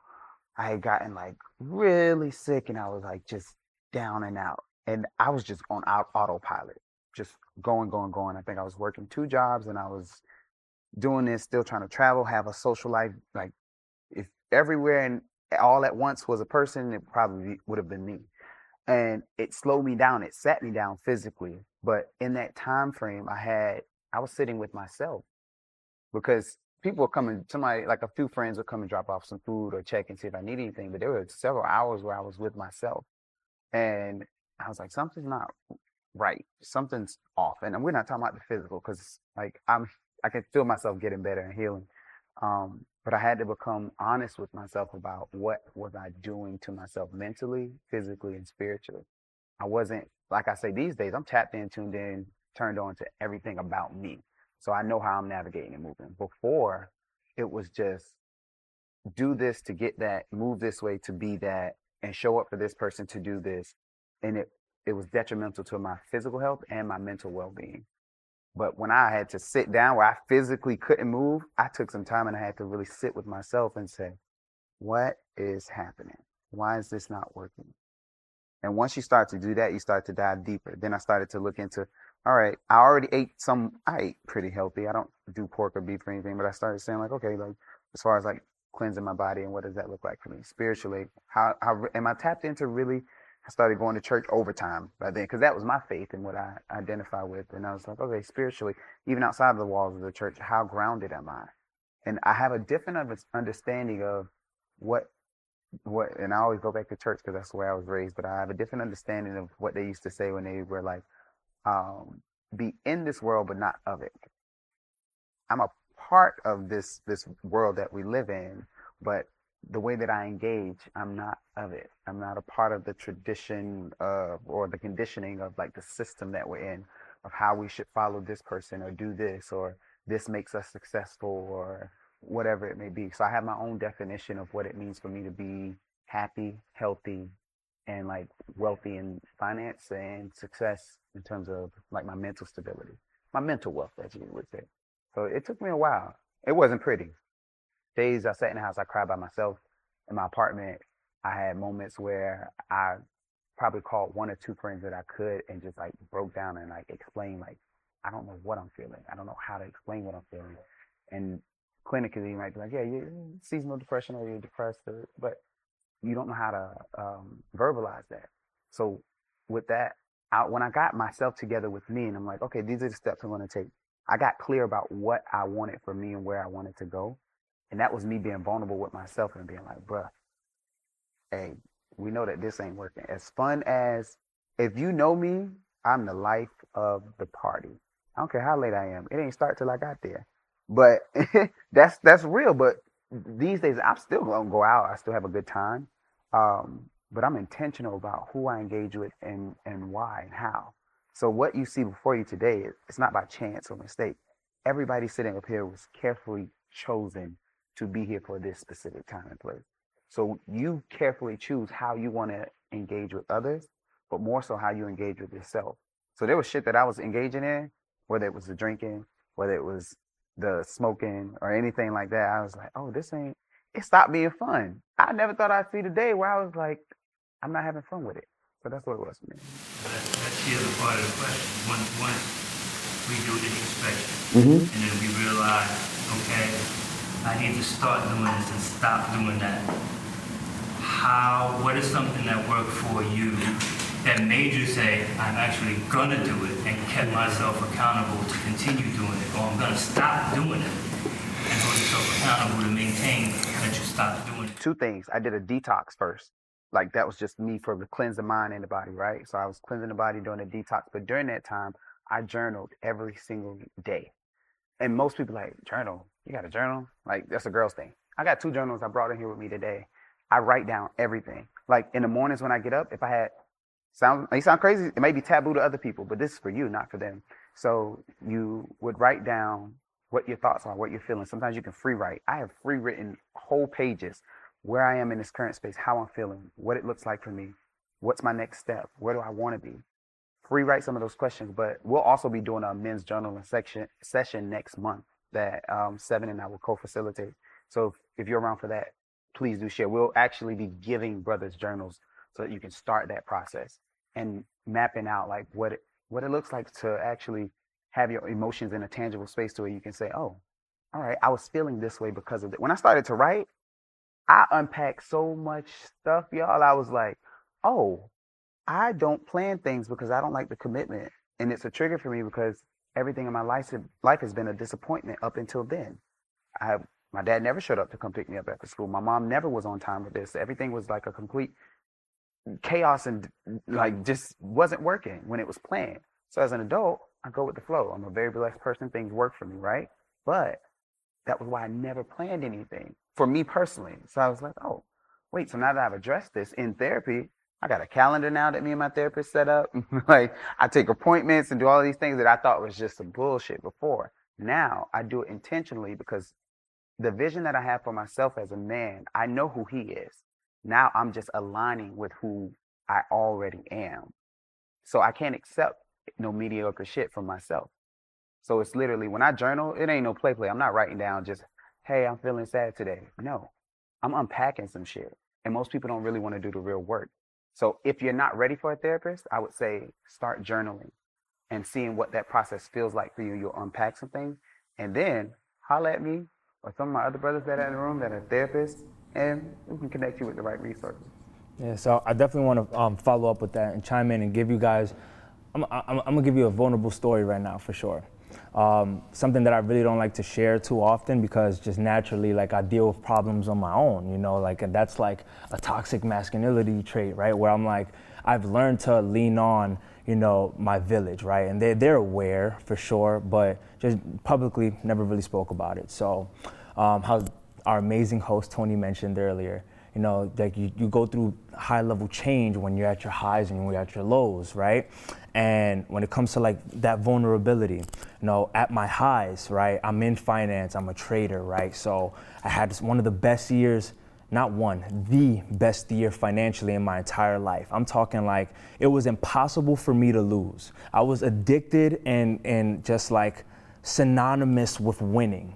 And that's how I developed like that Seven brand, right? And that's how like my social media went crazy and what was I doing? So in the stock market, I was making money every single day, every single week. I made $96,000 overnight. You know, I was making 10,000, 5,000, you know, in a couple minutes. Like it was like drinking water when you're thirsty. Like it was just that simple. And then to supplement that, I was making money sports betting. Like you mentioned, you play basketball. I'm a basketball guy, and you know, I'm a 2K enthusiast. The difference between most of people that generally play 2K, they spend hours on the court, you know, playing their my player and shit. Meanwhile, I'm playing, you know, single player mode and doing my GM. Now, my GM, I'm literally playing the game, having fun, but also studying at the same time because I'm literally creating teams and looking at the names, looking at their stats, looking at their tendencies. Like I know it's probably weird as hell. I don't know anybody else who did that at the level that I did, but I found joy in that, you know, so that literally helped me sports betting. So I'm making money trading, I'm making money sports betting,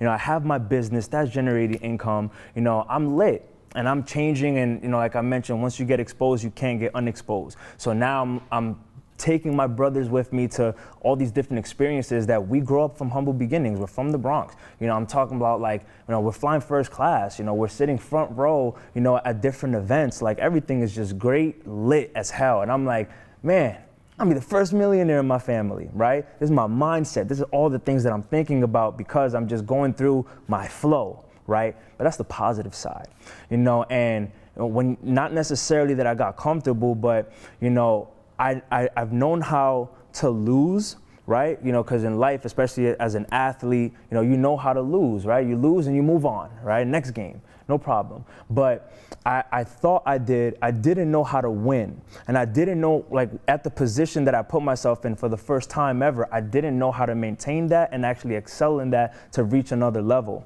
So what ended up happening is that, you know, we have a saying, you know, stocks go up, stocks go down, you know, and all of a sudden I couldn't hit a freaking parlay for my life. Like, people were literally calling me level 7 parlays, like, cause I couldn't miss. And now I'm missing everything, right? And then in the market, I'm not even trading and I'm losing money. My investments are just going to the shadow realms. And I lost almost $250,000 in a year, right? And what ended up happening is like, bro, you're not telling me all the money that I worked so hard for, because I went into a dark place to get to the light. So like, I was spending 16-hour days, right? On the computer, going crazy just because I was so hungry and I wanted to learn the skill set. I was like, yo, I'm obsessed with this shit. Like, I know this is my ticket right here.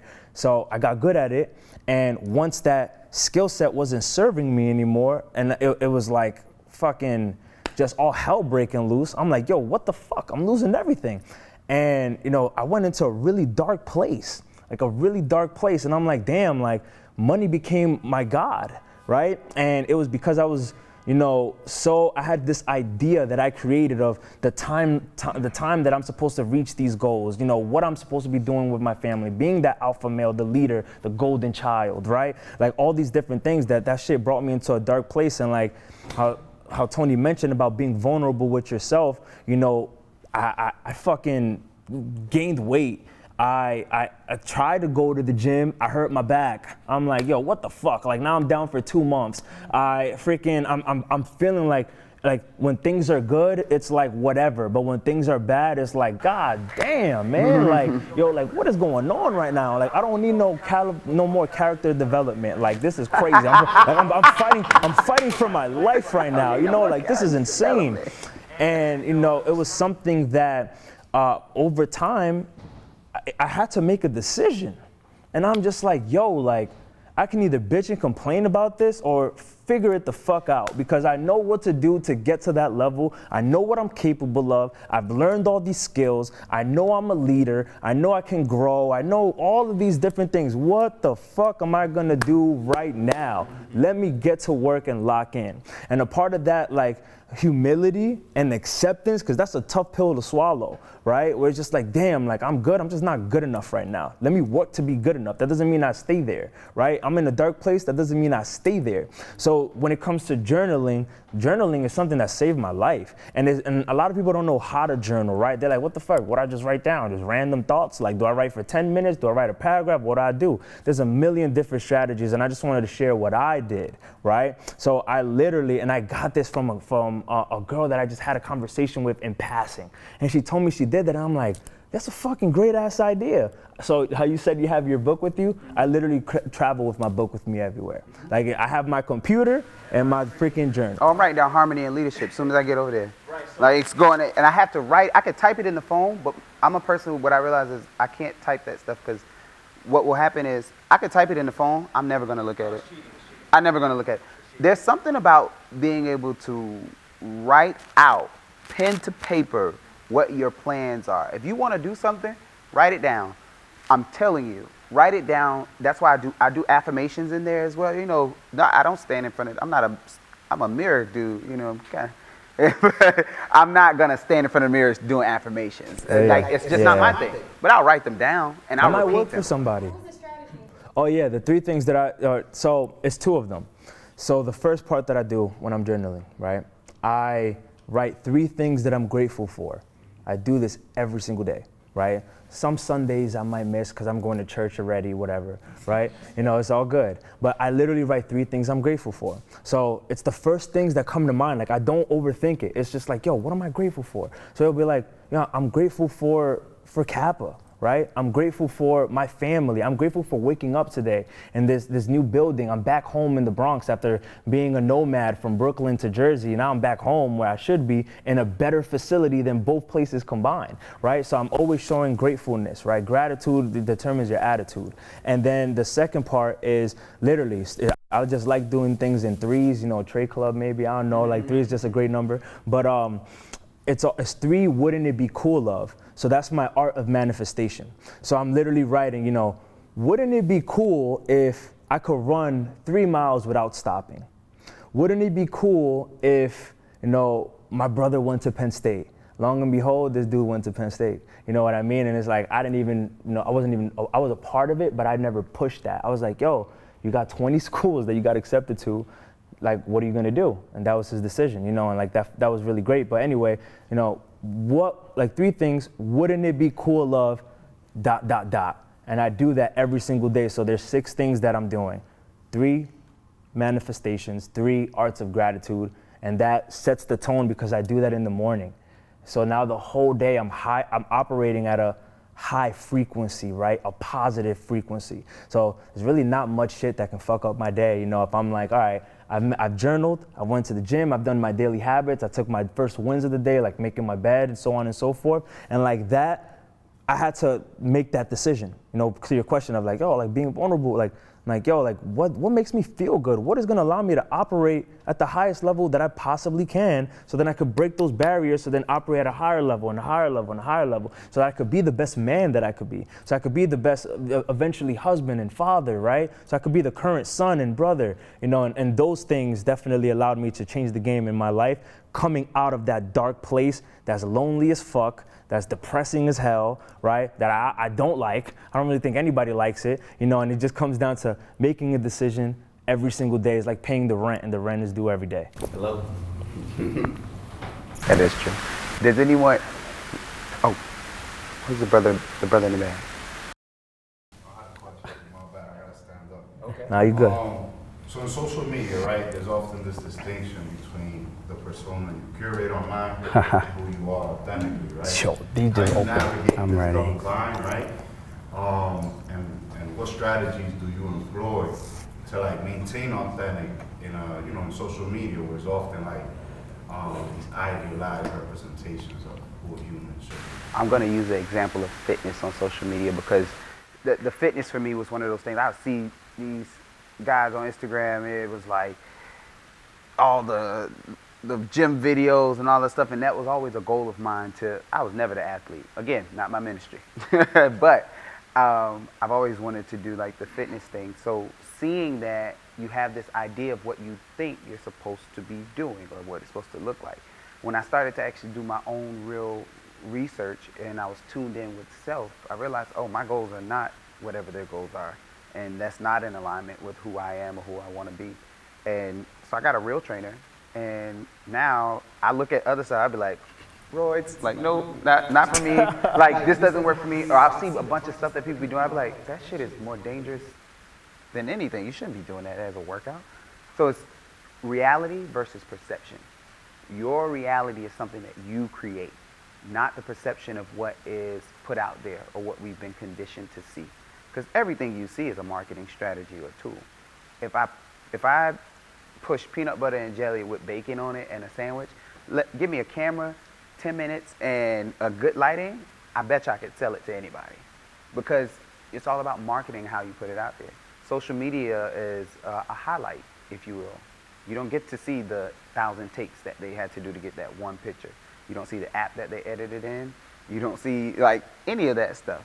So the transparency, you be as real as you have to be with yourself first, and then you're gonna show up that way in any other space that you enter. That's what I think, at least for social media. Can you repeat the question quickly? Yeah, can you read the question one more time? So now I was saying, like, in social media, right, there's your authentic self, Yeah. right? And then there's the image you curate. Sometimes it is aligned 100%, but oftentimes like, it's different, like Yeah. you are as a person. and who you are online. So I'm saying, what are some strategies you use to maintain that authenticity while still, keeping that image you curate? You understand? Yeah, good question. So I don't know if this is going to answer your question or give you one concrete strategy, but what I will say is that the more authentic you are, the more true to yourself that you are, the following, and I'm putting that in quotes, will come, right? So personal story, I've always been a man of impact and influence, and those are my two favorite words. And so unfortunately, we live in a social media world where the word influence has a different connotation than what I think it means for me, right? When I think about impact and influence, I think about the time where, I was standing in front of 800 beautiful babies as a principal at 22 years old and had like 42 Instagram followers, but my impact and influence was impacting generations, right? And so that walking in that authenticity and walking in my identity and what I know God has put me on this earth to do, I'm a firm believer that if you are doing the thing that you are supposed to be doing, if you believe in purpose over power, if you believe in impact and influence and just put the thing out there that represents who you are, the people will come, right? It took for me to go viral once, right? Dancing with my students, for me now to have over 200,000 followers on Instagram. I don't give a fuck about my Instagram. I'm gonna let you know that now. Like, I'm not one of those people that scroll for hours and hours. Last couple of days I have been, but there are even moments where I digital distance and I let my friends know that I am digitally distancing. I'm not gonna be, because with 200,000 followers also comes my 200 million DMs, right? People have literally, I have been sitting on a toilet just on a Saturday morning trying to chill, and my phone is vibrating. What you up to? We wanna see where you are. What's going on? You will be astounded by the crazy things that I get. And then on the flip side, amazing things. I just posted recently, someone was like, I'm really been battling suicide, I've had a really rough week, etc. Just watching your videos inspires me, and that is impact and influence. And it's not about 209,000 followers, it's about one person whose life I've impacted and changed, because I am my authentic self. I've also had to deal with a lot of flack about that. And again, I'll reference my frat brother who saw the journey, where as a principal, I was bringing my authentic self on my social media and still do. You will see me at Angel Harlem standing on the bar on Sunday and Saturday. You will see me strolling with my frat brothers on Friday night. You will see me smoking a blunt. You will see me having some hookah. And then you saw me standing in front of my students and standing in front of my staff on Monday morning. And I posted it all. And people were just like, well, you're a principal and you're a professional and you can't. I'm a regular ass nigga.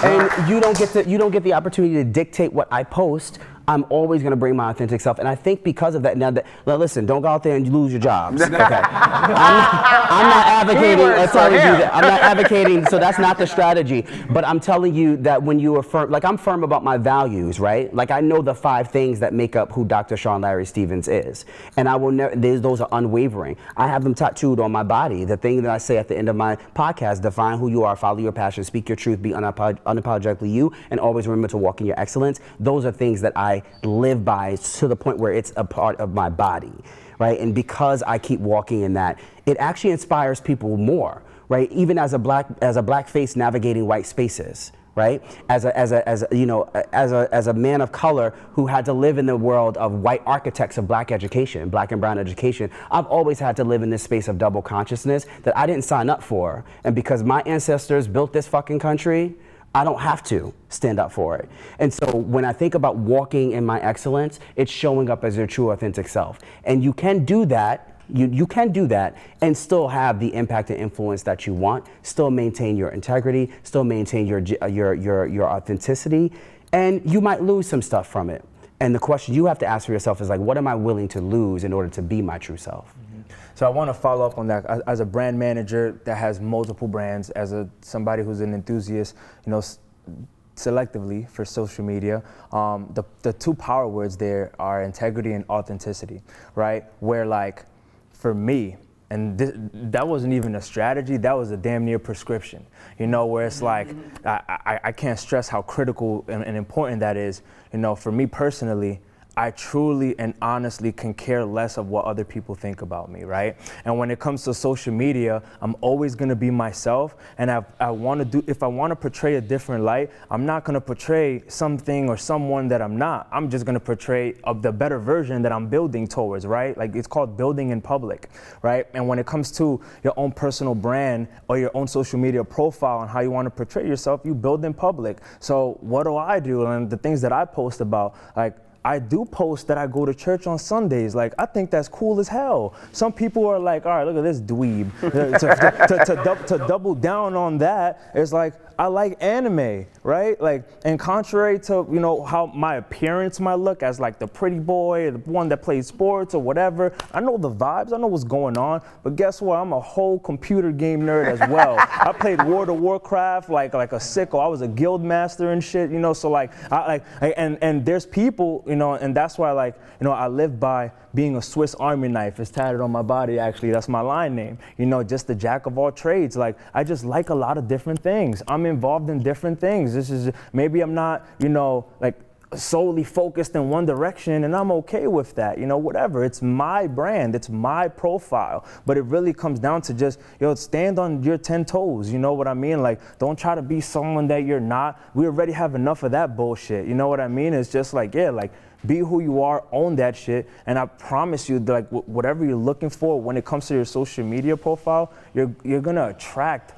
like minds. You're gonna attract people of similar interests, and ultimately that's what's important. You want to attract those people. You don't want to attract people that are attracted to you because they think you are, or you're interested in something that you're not. The fuck, what are we doing here? That's how people get canceled, and it's so easy because it's no real. You don't have a real following. You know who I am up front. Yeah. You know, and whether you rock with me or you don't, fuck it, because I'm still gonna do what I do regardless, because this is what brings me joy. This is who I am, and I embrace it, I accept it, I honor it, and I move forward.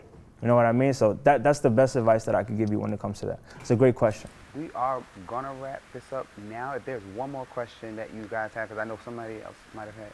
Okay, there's two. One, and then we'll go here, and then we're wrapping it up. All right. My question is for all of y'all. So, I know we talk about a lot about masculinity, and since this is the mental mix and we in the gentleman's quarter, so I just want to know. I know we've kind of like talked about this spelling, like the stereotypical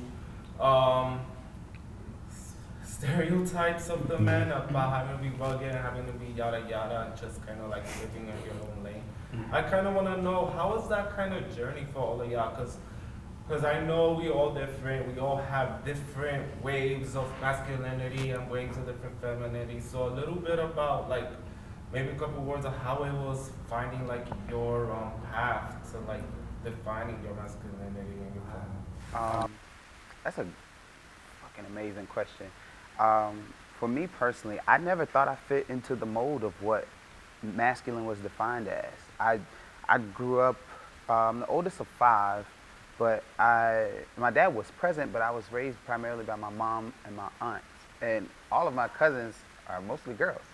So the stuff that I thought was cool was like getting dressed for school and like hanging out. And like, I wasn't the one to be, I didn't give a fuck about going outside to play pick 'em up, bust 'em up, football. I didn't care about that.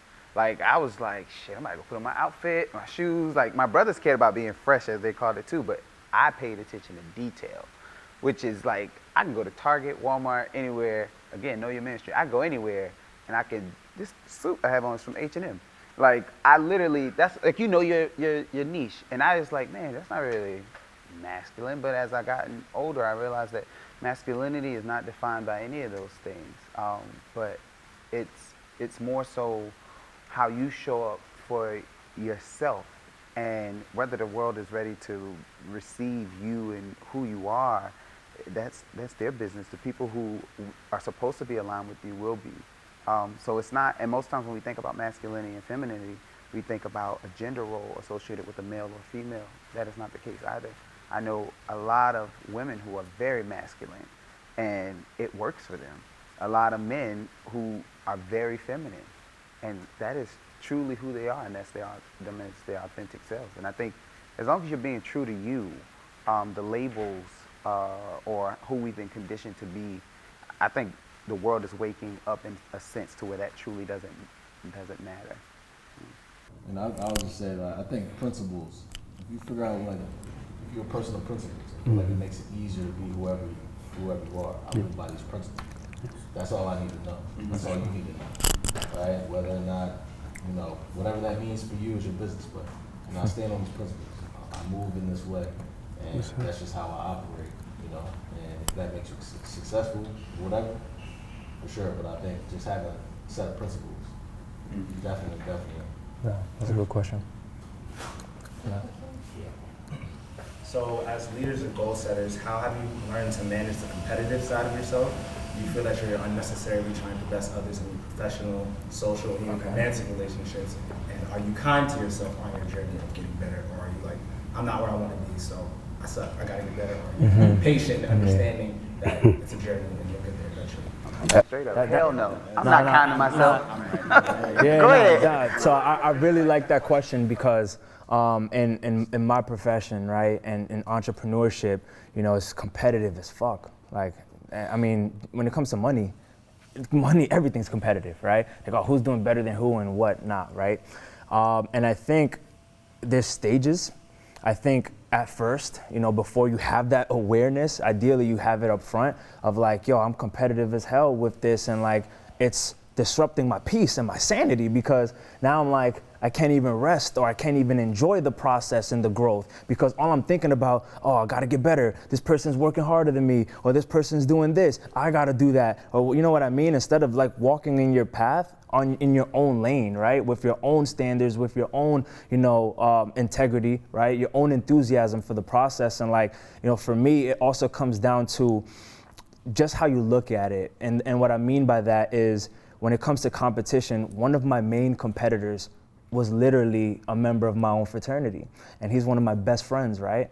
And it's like, am I looking at him as my, my ops, right? Am I looking at him as somebody who's out to get me? Like, am I gonna lose sleep over that? And we hang out all the time. Like, should I be like confused about the direction of our relationship or be skeptical of the things that I communicate with him because he's gonna take my idea? You know what I mean? Like, and those are like the easy dark thoughts to fall into, as opposed to me looking at competition as in a healthy way. That it's just like, man, today, for example, going in the gym with some of my friends, my friend was like, yo, like let's go another one. And I'm like, fuck, all right, bet, let's fucking get it. As opposed to I'm not looking at it like I'm insecure, like, damn, he's doing more than me. Like, I'm just like, yo, like, all right, let's grow, let's build. I see that my highlight or like my ceiling, isn't the ceiling. Because now I'm looking at the bigger picture. I'm looking at the forest and not just the branches of a tree. And I'm looking at it where I'm like, okay, this is how much I can go. Let's get it. Let's do it. But I'm not looking at it as a like, fuck, man, this is how far I can go. Damn it. This, like, you know what I mean? So it's literally just perspective. And like, having that acceptance of your current situation, right? And just moving forward, man, at your own pace. And the last thing, when it comes to relationships, whether it's friends or romantic, when you're healthy, and this is internally, right, you should never look at your friends or your partners that may or may not do better than you financially, right, or in their career path or whatever it is that they have going on. You really should never look at their success as your defeat, right? You should never look at them as, oh, just because they're excelling, like you're not good enough. It should be something that motivates you. It should be something that inspires you. And it ultimately comes down to a decision on how you want to look at it. Because I can look at this water bottle and come up with an analysis that gives me a lot of different variations of what it is that I'm looking at. So I like, for me personally, it's just a decision that you make. Like, I'm looking at this from more of a positive side, a motivational side, than more of like a, oh man, like, more of the depressing. Yeah. I think competition, you need it. Mm-hmm. You're not gonna get better, right? I mean, even with yourself, what they call SMART goals. I'm forgetting what the S is. Yeah. Measurable. Specific, thank you. Measurable, attainable, realistic, and time. Time. Temporal time. Yep, time bound. But SMART goals. So like, in the biggest one for me in that is the measurable, right? figure out like how am I gonna know if I'm getting better? You gotta be able to measure that, right? And then pick realistic stuff. So I think about even like if you think about like lifting weights or if you're an athlete or something like that, you give yourself the summertime, 3 months, right? I gotta see where I started, and then at the end of 3 months, then I know where I'm at. Or even if you lifting weights, a lot of these people, these fitness dudes online, right? It took them about 4 or 5 years to get to this place. It's not like it ain't no 3 month, John. No, hell no. You know what I mean? Nah, not at all. But you know, it's like I look at the competition to know like, okay, how do I, like you said, push my ceilings? Like how do I constantly test what these limits are as motivation, right? But then going back and understanding, all right, keeping it healthy, let me make sure I'm measuring it, make sure it's attainable for me, right? Make sure it's a realistic goal for where I'm trying to be at, you know, given my situations. And then like, you know, what's the time frame that I can achieve a lot of this in? And then specific. Yeah. It's gotta be a specific goal. It can't just be like, I wanna get stronger.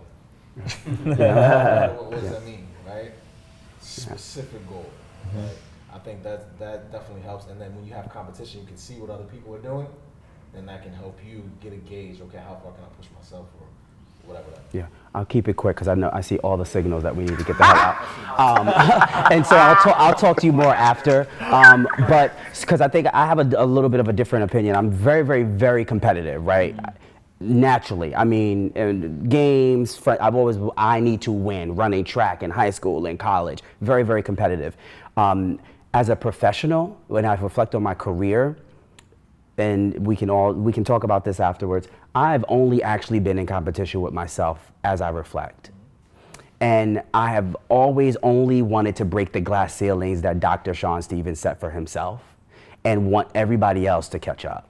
And so it's a different mindset, which is why I know we can talk about it forever. It is a paradigm shift in my head that allows me to stay focused on my goals and my prize. I would have never imagined, if you told me this 15 years ago that I would be sitting in any sort of spaces. If you told me that, you know, I would get a random DM request from Kanye West and be eating bacon and eggs with him in his kitchen, I would have been like, that's going to be a joke. If you would have told me that Tommy Hilfiger was going to randomly call me and ask me to do diversity, equity, inclusion, and belonging consulting with him, that was a joke. If you would have told me that Good Morning America was going to randomly call me and say, hey, we want to do a story, we heard about you, and come to my school for 8 hours and do a feature on me for 5.5 minutes and bring me to the studio and have 3 white men walk me out and put me in a limo, I would have been like, that's not going to happen. And it's only because I've tuned out all the noise of this new world that we live in, where we're scrolling and being like, damn, that person got that, and oh, I got to be like this. And I actually have to be better than the version I was of myself yesterday,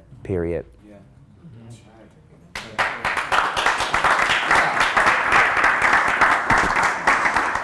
Intentionality, people. Like I said, no one that is sitting up here was chosen by chance or asked or requested to be up here by chance. So I hope that this has been more than impactful to you as it has been for me, even sitting in this chair. When we talk a little bit before, but when we sit here, we never know how the conversation is just going to flow. And this has probably been one of the best discussions that I've had thus far. And it's amazing because the level of vulnerability and transparency that we've been able to have in this space, it means a lot to me. So I want to say thank you guys for taking the time to be here on a Saturday. You could have been anywhere else, but you chose to be here. So I really appreciate it. To all of you that are here listening on the other side, I hope to have you on this side of, you know, the audience at another time. But I want to say I love you all and I appreciate you. And this is concluding another session of the Mental Mix. We love y'all, we appreciate y'all, and that is to standing on business and boundaries. All right? Oh!